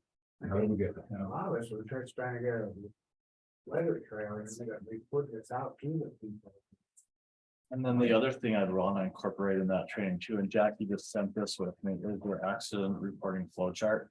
Because we've had late reporting of accidents, so this is another really important document to go over with employees. So to know what happens, you know, we have those pink packets. So they know what to do if there is an accident, because I mean, we have had load accident reporting, I believe. With a majority of my clients, so these really help alleviate some of those issues. That's an easy opportunity for immediate improvement. No, they have all the forms and stuff are the same, because they're still with Montana State Fund, so. The person gets a little packets and gives them to their heads of the place, and they make sure they get signed on. I just think you need them. It sounds good here, but it's not getting any further than here. I think getting a Zoom meeting together and going over a few What of you're these saying things. is department head aren't following through and making sure that. Well, I think we are, but then it's just kind of getting, it's not going all the way down the line. So in other words, department heads aren't making sure that their people are doing it is what is happening. So it's the department heads that need to make sure. But it's our stand. Well, and you can, Training plan. well, and you guys could get on that Zoom call and share with the department heads what your expectations of them are. That'd be really easy to do. That comes to the next point on the Safety Culture Act. Accountability, so who's responsible for what from the bottom to the top, and how I put it to my policyholders is the newest guy or gal with the lowest job in the county, you know, whatever that looks like. They should know that they're responsible for working in a safe manner, reporting hazards, reporting incidents, wearing PPE, you know, just the very basic stuff. That person's supervisor is going to be responsible for all of that, making sure that happens. Plus a little bit more, some training, some PPE, supplies, that sort of thing. Safety committee stuff might be in there, and then that person's supervisor is responsible for everything that those two are responsible for, plus more, and on up to the commissioners, and they're responsible for providing education, resources, training, personal protective equipment, maybe not actually ending in, hanging rodeo or dust mask, but the purchasing of all that stuff and the okaying and the encouragement to be using all that stuff.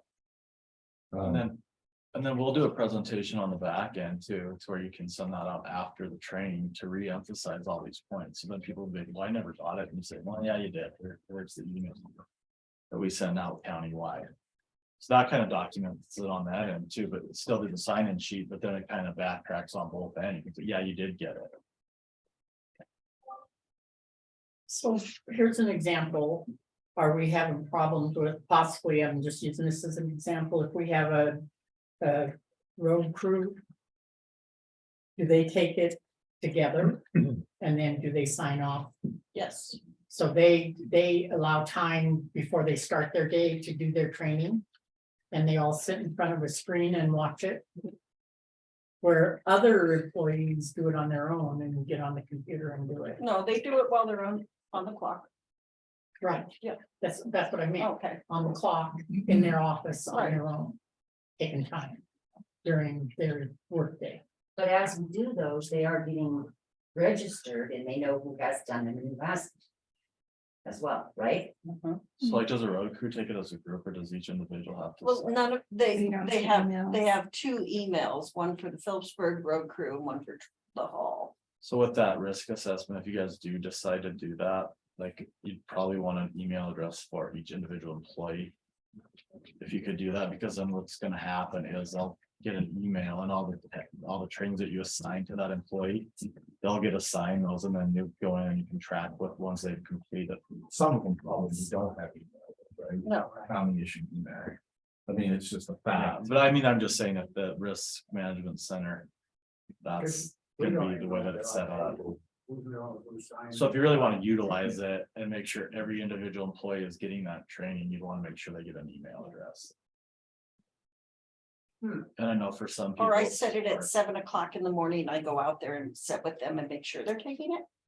We can't. Yeah. That's the other option. Or they get, and then, or they sign. So the only way you're gonna do that is if the department head makes sure, okay, before you start your day, you're gonna do your safety training. Plain and simple. And how you do that is hold people accountable and responsible. But they've got to know that, every department head's got to know that every Monday morning at 7 o'clock, they're supposed to have a 20-minute This is- safety meeting. We're starting the day That's how it is. with our training before you head out and get in your truck and trip over. Sure.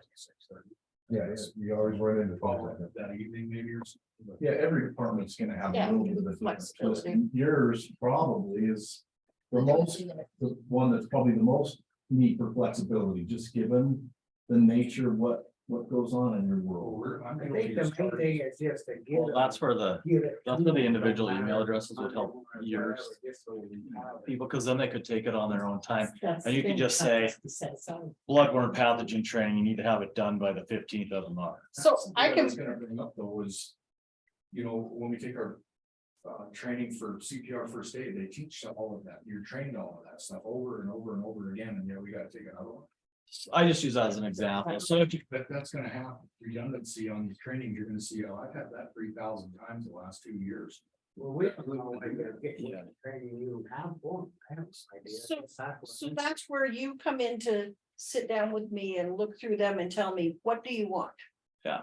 And we can formulate that towards your department. We can formulate it towards Becky's department, towards Janine's. I Is mean, there, I'd say Donnie, ER has for bloodborne pathogens, and that's probably not something we need to get it. yeah, so just customize it. So if you're getting the training at another resource, just don't assign it on that system. yeah. if they're going out to a conference and they're getting that training. Yeah. Just have them sign Because- up and yeah. say, yeah, I have this training, this training, this training. So you can assign that like something you would want, I wouldn't assign to Becky and Janine, vice versa. Yeah. We can pick who It's gets that. customizable. Okay. And it So should you be can go different through all it. the time. So if you guys talk to each other, but if you guys talk to each other and be like, we don't need that one, that one, because we're getting it somewhere else, they just take it off the list. I think they're just trying to get stuff figured out. Yeah. Mhm. Yeah, so then this documentation gets back to the agent, therefore it helps with the mod factor. if Yeah. yours needs special, like I think with the road needs special, they. Because they Management training. we can't all do it. Yeah, where your safety vest on. So we get run over doing that stuff. Yeah, I can see that. And the training should be mixed up like lifting or back injury prevention training. That's something that Everybody. we get can all use. the time. and Yeah. We can use it. because Yeah. It's always an exposure. But you don't want the same, for instance, I've taken the same defensive driving training every year for 20 years. It's the same 4-hour class every single year. Enough already. Find me a different way, a different presenter, a different program. Is there a different way? My staff to that. And it's good training. But 20 years in a row? That's enough. Need to learn something different. Well, it comes into resources and affordability too, with the, how many times you have to do a training, because sometimes that's the only resource you have, you know what I'm saying? Yeah. Because of safety videos, I mean, to purchase a safety video is like $600-700, so that's why you see, I mean, it's good to change it up, but it's like, what resources do you have available to you? Well, they've got Mark and they've got Brody. Who know people. I know, but There's usually there's gonna be a subject cost. matter experts out there that might be willing to come in. There's different ways. You can look up videos on YouTube. There are different ways to go about it. And I would say you don't have to limit it to, your major exposures are always gonna be the same. Manual material lifting, slip, trips and falls, motor vehicle accidents. In your case, you got all that stuff. You like to run high five. Yeah, But also things like, I don't know, lawnmower safety. Mowing safety, because you want your employees to be safe while they're out. you can do and about, it. and that's one I'm barometer not the of safety. administrator of that much, right? If I see an employee mowing his lawn wearing hearing protection, eye protection, that's a win because we taught him that at work. You probably didn't come across that at home. I'm gonna tell you my success story. I was a safety person over at Rockford Cattle Company, and I did this thing on strokes. And made them all read them, all different departments, blah, blah, blah. Anyhow. A friend of mine, he said to his wife that night or the next night, I think I'm having a stroke. And she's like, what? Well, Jackie made me read this thing and I think I'm having a stroke. And she's like. He goes, no, we have to go to the hospital. So they drove to the hospital. And by gosh, if he wasn't having a stroke. So what I'm trying to tell people is it isn't just for work, it is for your life. And being out there and being safe regardless of where you're at. So that's my safety story. So I've gone on for a long time here, but maybe the end goal is for the county to develop some accountability and some responsibilities, to figure out who has to do what that looks like, how we're gonna roll it down to the employees. What does their participation look like and how do we measure? If you measure the small things that happen all the time or on a frequent basis that impact safety, they're called leading indicators. What gets measured, what gets done, and it might as well be positive. I think the first starting point that would be really good would be to do that webinar with the Montana Safety Culture Act. And then after you guys get together, I mean, wait, but what are your expectations of everyone within the county as far as safety goes? If you guys can do, the commissioners, your supervisors on the Norman employee, and we could cover all of those in that training. I think that'd be the most effective way to start this off. And then everybody is on the same page. Everybody knows what their expectations are. Plus, they know why you have to do it because it's law by the state of Montana. Right. Is I think everybody that's in here like a department head? Does that sound like a good starting plan to you guys? And like I said, for employees that cannot make the training that day, I'll record it on the back end and I can just pull that file and I'll send it to Jackie. And she can send it out to all the department heads. So for employees that miss, they can go through that training.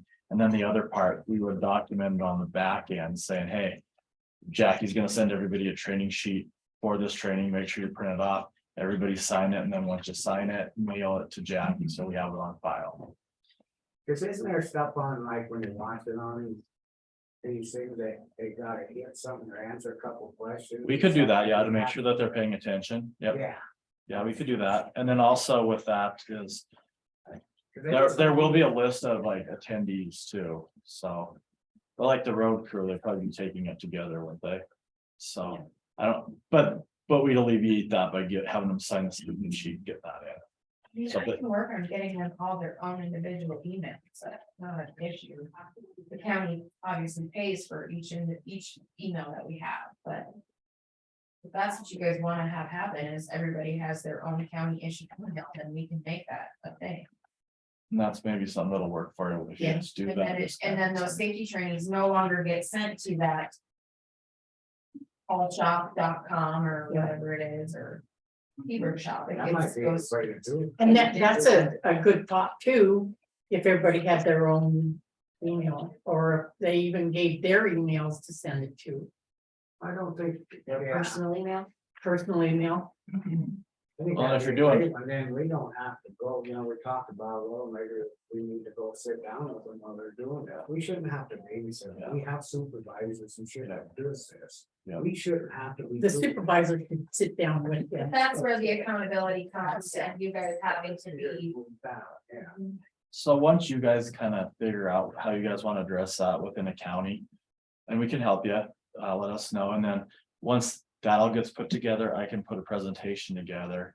And you guys can all review it, I'd give it to you guys to review it before we actually did the training. And then just go, and then once it's ready, do the training and then just go from there, that'll get the ball rolling. At one time, this meeting here was mandatory. We said it before, and that's why I really appreciate these guys here. But everybody should be here that's accountable. This is bullshit. They can just say, no, they got something else. That's not right. Mhm. That's me. Well, I think some people that are employed don't even realize that this is a law, that this has to be followed. So. Most employers don't know about it. Exactly, yeah, just so education on everybody's part is a good thing.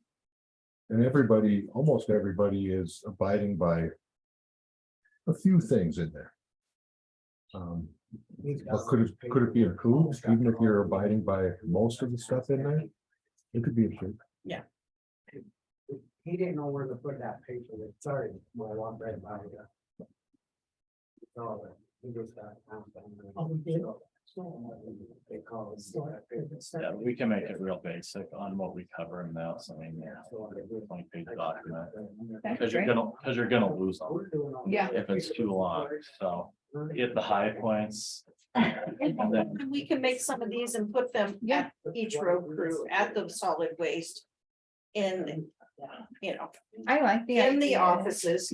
I like the idea of them having their own email address. I think they, because we even make email addresses for Area 5 aides. I think there are only employees in the county without their own email address. I think that'd be. Which is nice for employee messaging. well, then, Yeah. if Yeah. you send a safety announcement out. And everybody has their own email address, they can't say, well, I didn't get it, it got sent to the hall Yeah. shop email address. Yeah. Accountability. Somebody deleted it. Yeah. It's better. So you'd rather they have their own county email address than their own personal address, if they have a. Yeah, I would have a county. County one. Then you can send it through your, Yeah. it's through their work and Yeah. then, you know, as being an employee, you're kind of expected to answer your emails, right? County, You're expected to look at your emails as an employee. I am. Well, and if they're not.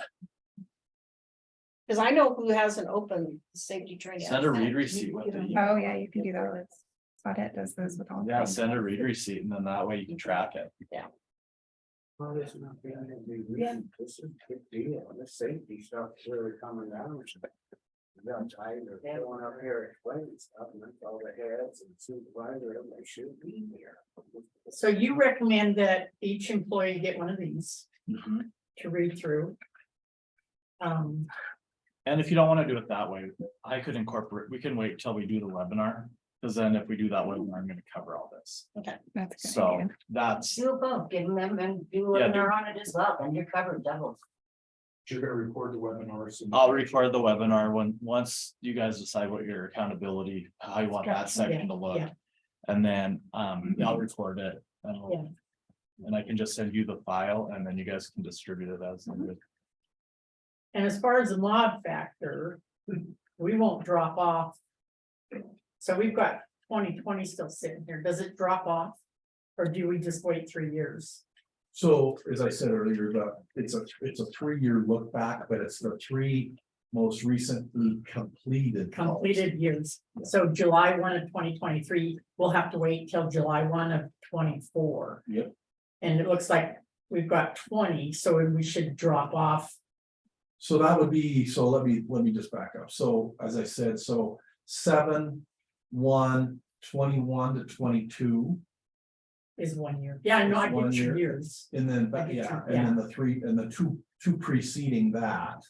Are what's gonna be calculated, Okay. or what your model. be So it's every calculated. 3 years, so a year will drop off. Yep, then. the back, Okay. yeah, absolutely, So 20 will drop off in 24. that's right. It's kind of crazy, but that's how they look at it, yeah. I don't know if I get it. I have to ask the Yeah. figures on. Yeah, and Mark said, 20%. Mark said, that's a good barometer, I mean, for a county or an organization to use that as its benchmark, but. I also think that it's not the only one, I think, some of the stuff we're talking about here, getting this implemented, because invariably, we will have. Hate to say it, folks, but we'll have a bad accident, and you're gonna have a lost time accident, I mean. It's just in the nature of what you do. I always say, let's go get the low hanging fruit and attack that, right? And do the best you can. But I don't want, it's like, oh, the mod went up above 1, we're terrible, we're horrible. That's not the message. No. Because Mark's been at this a long time, I have too. I have clients that are top shelf, they do everything right. And they still get snake bit by a bad claim. Yeah. Here and there. So the extent to which you control that, that's great. But I mean, I don't want that to be the sole benchmark of Granite County. Oh, because then it's like, okay, if it goes above 1 again, oh, all this work for naught. Well, I think some of this though is, we're saying it as, because they only understand the money. Like it's saying $12,000 a month for work comp repair. So you take, you're trying to explain to it that way, because they don't understand none of this stuff, because it's not scale. And you get, it's tight budgets. We all know public entities have tight budgets. It's 12 a quarter, not a month, just so that people are aware. Right. That's better. It's still a lot. It is still a lot of money, $12,000 every quarter for workman's comp. And so what can we do as employees of Granite County to lower that portion? How much can they lower? The mod factor isn't that. It's the rate that is so high. It's not the mod factor that throws that high amount in there. It's the rates that we have to pay. Well, if you're back 9% out of that. Because this, how much a quarter can we lower that? If you go down to 1.0, you're gonna drop, that's 9% right there. $50,000 a year. So we're looking at $5,000 a year to get. This isn't precision. You're looking at $5,000 a year if you could get to 1.0. If you could get to 8 or 0.8. You'll knock another 10 grand off that. So Becky, off the top of your head. I mean, you could probably go grab a work comp I think- bill. And say, tell us what the mod factor cost was per quarter. Do you know off the top of your head how much? The Didn't amount you say was? the other day 12 something per quarter? Our payment to. That's not the mod factor, that's just the rates Premium. plus the mod factor. I mean, just so that they can understand, you've got the rates, you have an amount, then you add in the mod factor, which is 1 point. And sometimes it's been, and the reason I know this is because I did it. It's completely different from then. Huh? It's completely different from then. We don't necessarily get. A mod factor to kind of plug in with. That stuff, they just tell us, these are your rates, this is what we do. When I submit a. Payment to state fund. I enter all of the wages for each of the categories, and then it figures what I owe them. And then- as far as with Mako, we used to be able to figure all that mod factor stuff out, but with state fund, we don't have that availability. But you have your mod factor. Yeah. Yeah. On your, And you policy- add your mod factor in, Policy information page. and you add your mod factor into the rate, the total for the rate. That might be a back end calculation on their system. It's on their system, yeah, it doesn't, Oh, but you don't have Is the any. mod 1.09? I think it is. They can give her a number and the mod factor is. So just say it's, Within each one. just say it's 1.10, so 10%, it's a 1.1 mod, just. We're off by 1/100th of a point, and your premium is $50,000. Manual premium is 50,000, then your modified premium would be 55, Yeah. 10% more. But it's not included in the rate, the mod factor No. in it's- each rate is not, Yeah, so you've got your class code, yes, like law enforcement. yes. And then you have the payroll in law Yes. enforcement divided by 100, multiply that number times the rate per 100 in payroll, and that gets you your manual rate. Right. And then your manual rate, so that all your manual rates are added up by employee class. Right. To come up with a manual. Total annual rate Multiply And that the times your factor. mod. gets in here. Yeah. What is mod factor? Experience modification, right? Experience modification. It's- That's what I mentioned earlier. It's the money they get from you. It's a playing field, by the way. It levels the playing field, it holds policies, Sorry. organizations responsible for safety behavior. So, So you guys are, Everybody loves insurance. so you're 9% voice from the average area of safety performance. So 1.09, there's your 9%. That's the easiest way to talk about that. I'm still confused.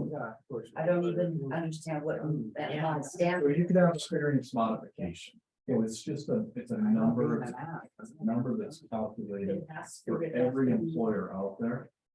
And the number is calculated based off of the three most recently concluded policy periods, the pre-roll. And the loss. So that's out there works. Fiscal 23. Calculation, it's- And it's that number. I mean, you get stuck with it. Pay that one, whatever. That just becomes part of your regime. If you have trouble driving record, Like when he was saying this. I see what you're saying. The video on demand. Yeah. Anymore. Yeah, so you probably should. Yeah, but here on the record, guys. I try a thousand. Yeah, make sure it's in Chrome. Like even like, I don't even know. if it's or anything. Okay, can you look at Like, that? even- So then You we, could try then with we mod factor. A lot of, we end up having a with lot of either things a been going on. surplus or a deficit, and then at the end of the year, It's Yeah. crazy. Well done, yeah. Actually, just keep it on the browser. we've I not. wish they would just ever. keep one thing. that's what you need. We offer a dividend almost every year.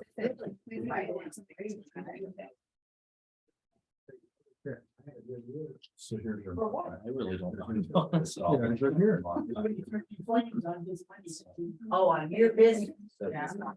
Okay, well, And you'll Chrome. Okay. Yeah, we're gonna get like HR.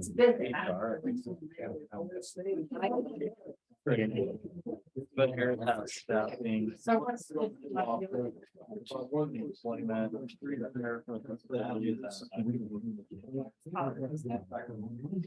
One is where some may. Then what the.